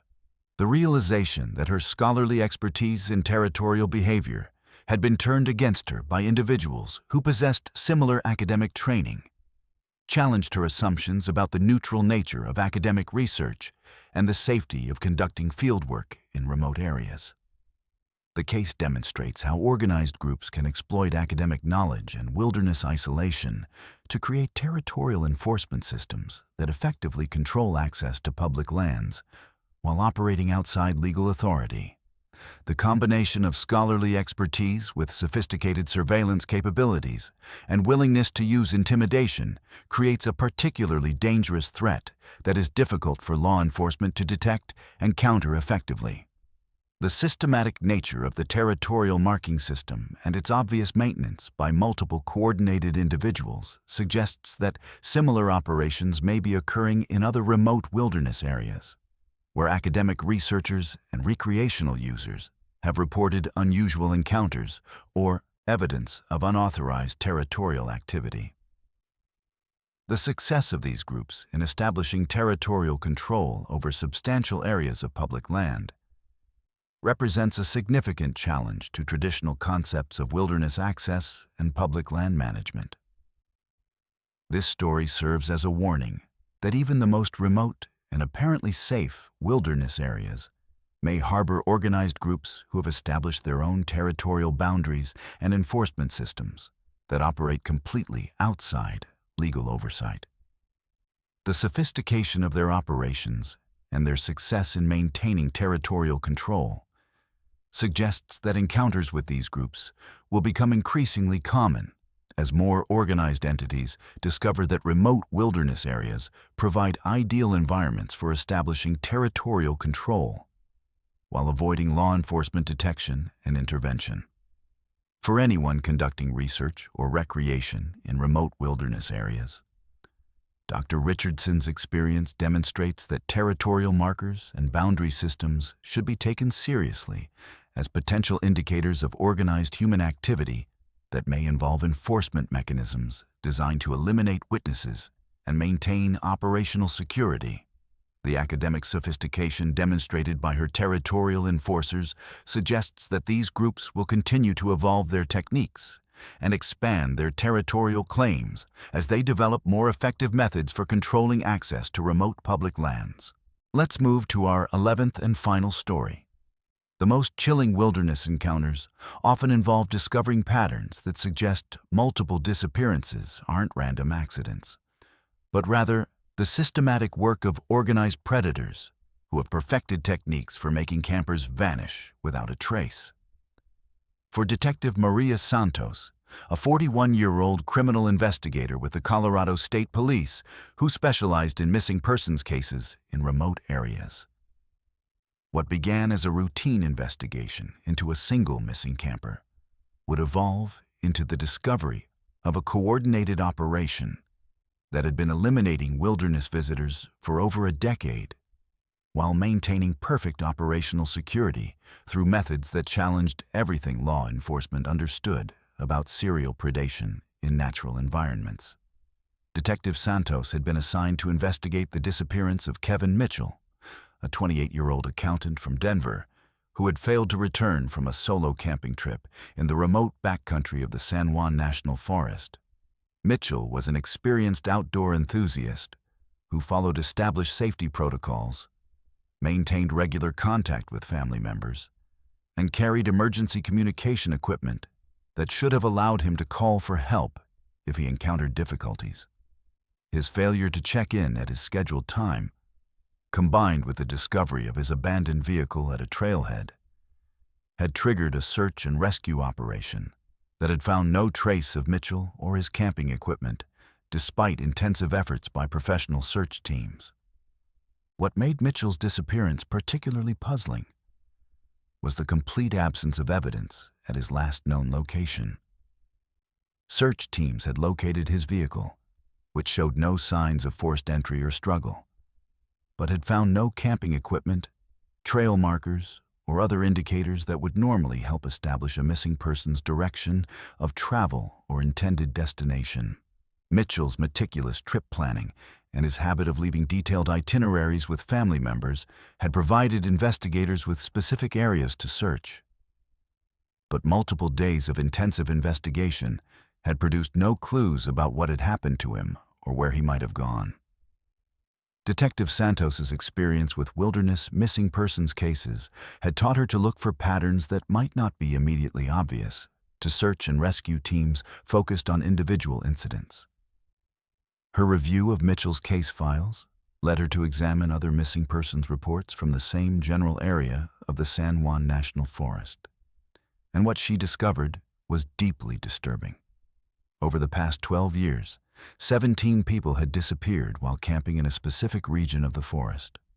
And every case shared characteristics that suggested something far more sinister than random accidents or typical wilderness emergencies. Each of the missing persons had been experienced outdoor enthusiasts who possessed the knowledge and equipment necessary for safe wilderness camping. All had followed established safety protocols, including leaving detailed trip plans with family members and carrying emergency communication equipment. Most significantly, every disappearance had occurred in the same general geographic area, a roughly circular region approximately 15 miles in diameter that encompassed some of the most remote and beautiful wilderness terrain in southwestern Colorado. What made the pattern even more disturbing was the complete absence of evidence in every case. Despite intensive search efforts involving professional teams, trained volunteers, and sophisticated detection equipment, investigators had never found a single piece of camping equipment, personal belongings, or human remains that could be connected to any of the missing persons. The systematic absence of physical evidence suggested either that the missing persons had been transported far from their intended camping areas, or that someone with extensive wilderness knowledge was specifically removing all traces of their presence. Detective Santos began conducting detailed interviews with family members and friends of the missing persons, looking for connections or patterns that might explain why these particular individuals had been targeted. What she discovered was that several of the victims had been researching or documenting the same general area of the San Juan National Forest, either as part of academic research projects, wildlife photography expeditions, or personal interest in historical sites located within the region where the disappearances had occurred. More significantly, several family members reported that their missing relatives had mentioned encounters with territorial locals, or unfriendly residents, during previous camping trips to the area.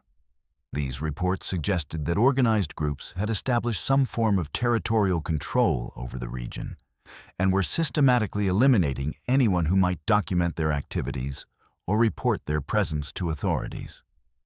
The sophisticated nature of the evidence removal and the long time span over which the disappearances had occurred indicated that this was an organized operation with extensive resources and detailed knowledge of law enforcement investigation techniques.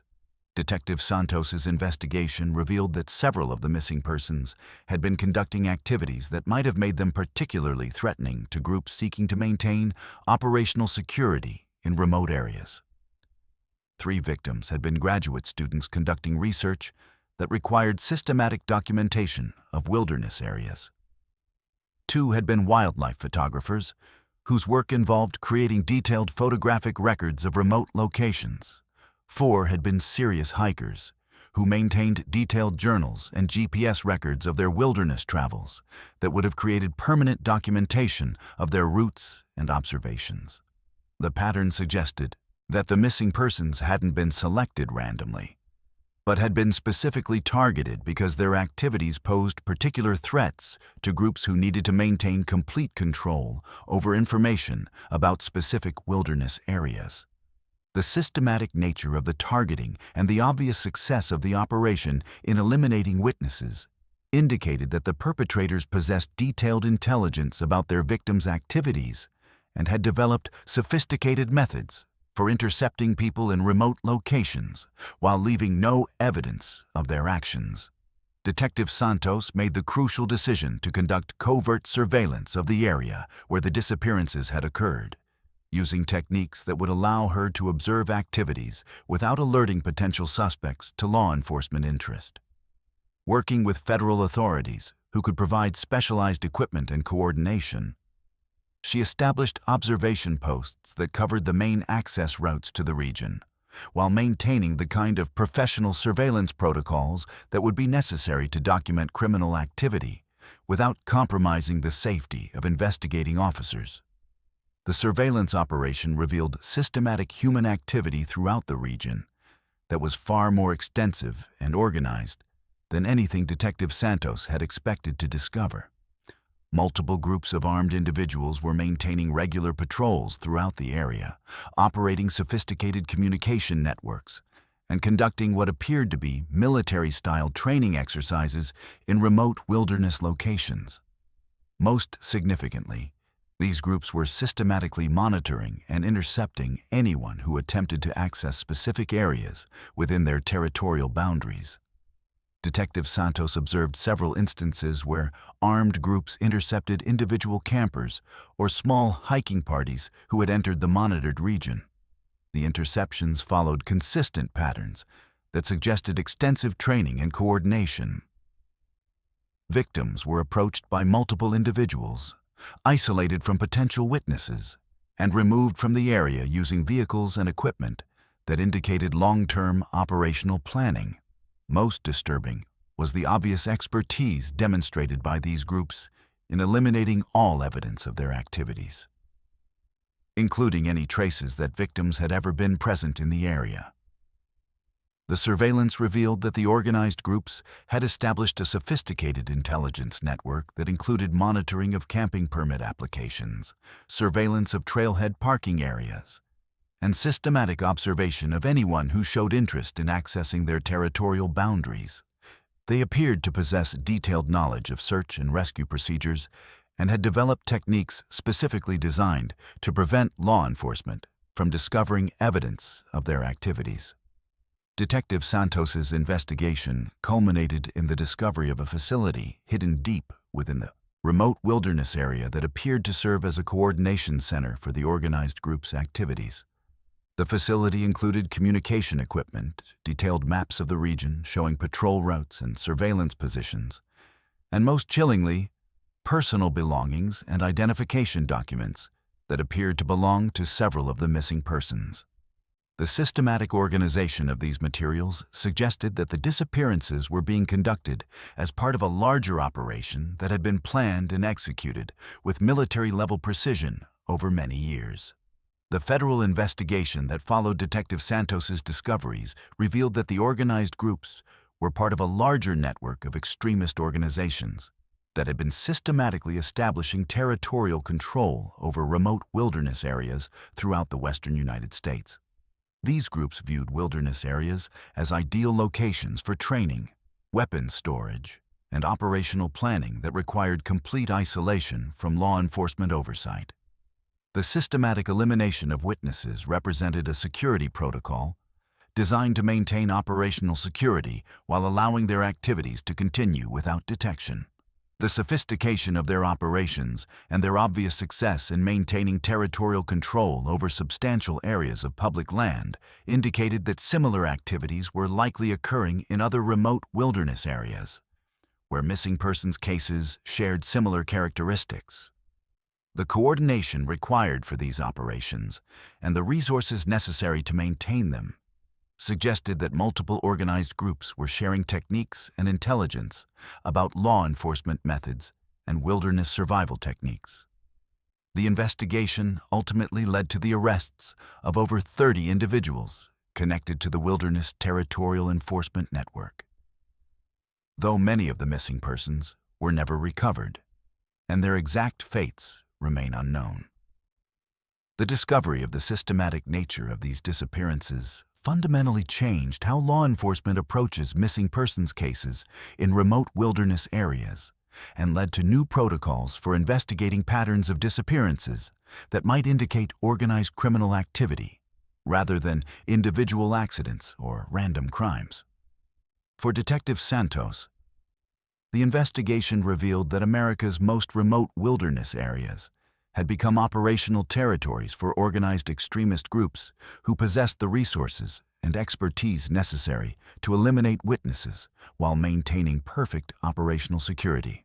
The realization that public lands were being systematically controlled by criminal organizations that could make people disappear without leaving any trace challenged fundamental assumptions about wilderness safety and public land accessibility.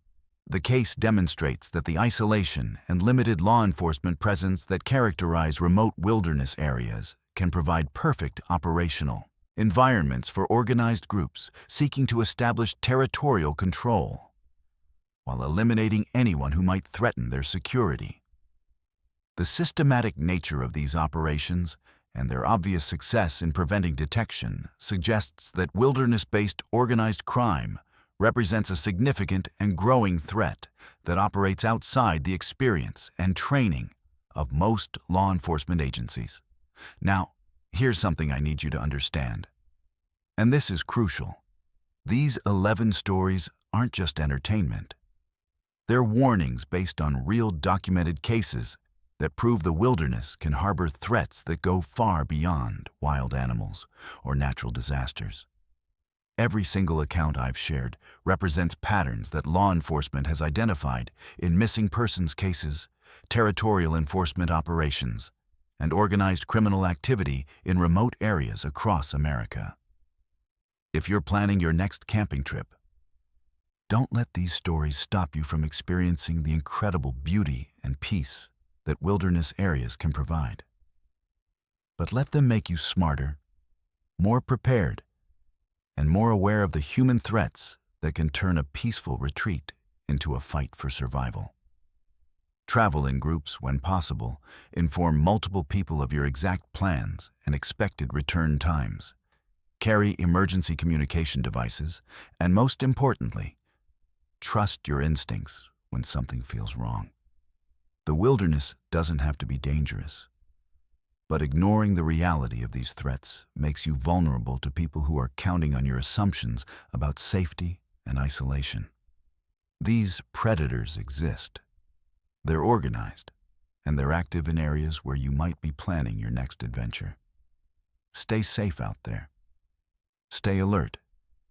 And remember that sometimes the most beautiful places hide the darkest secrets. If these stories have opened your eyes to threats you never considered, then they've served their purpose. And if you've experienced anything similar to what you've heard tonight, you're not alone, and your story might help save someone else's life. This is Verified Fears, reminding you that knowledge is your best defense against the unknown. Subscribe if these stories have changed how you think about wilderness safety, because the truth is always more terrifying than fiction. But it's also what keeps you alive. Until next time, trust your fears. They might just save your life.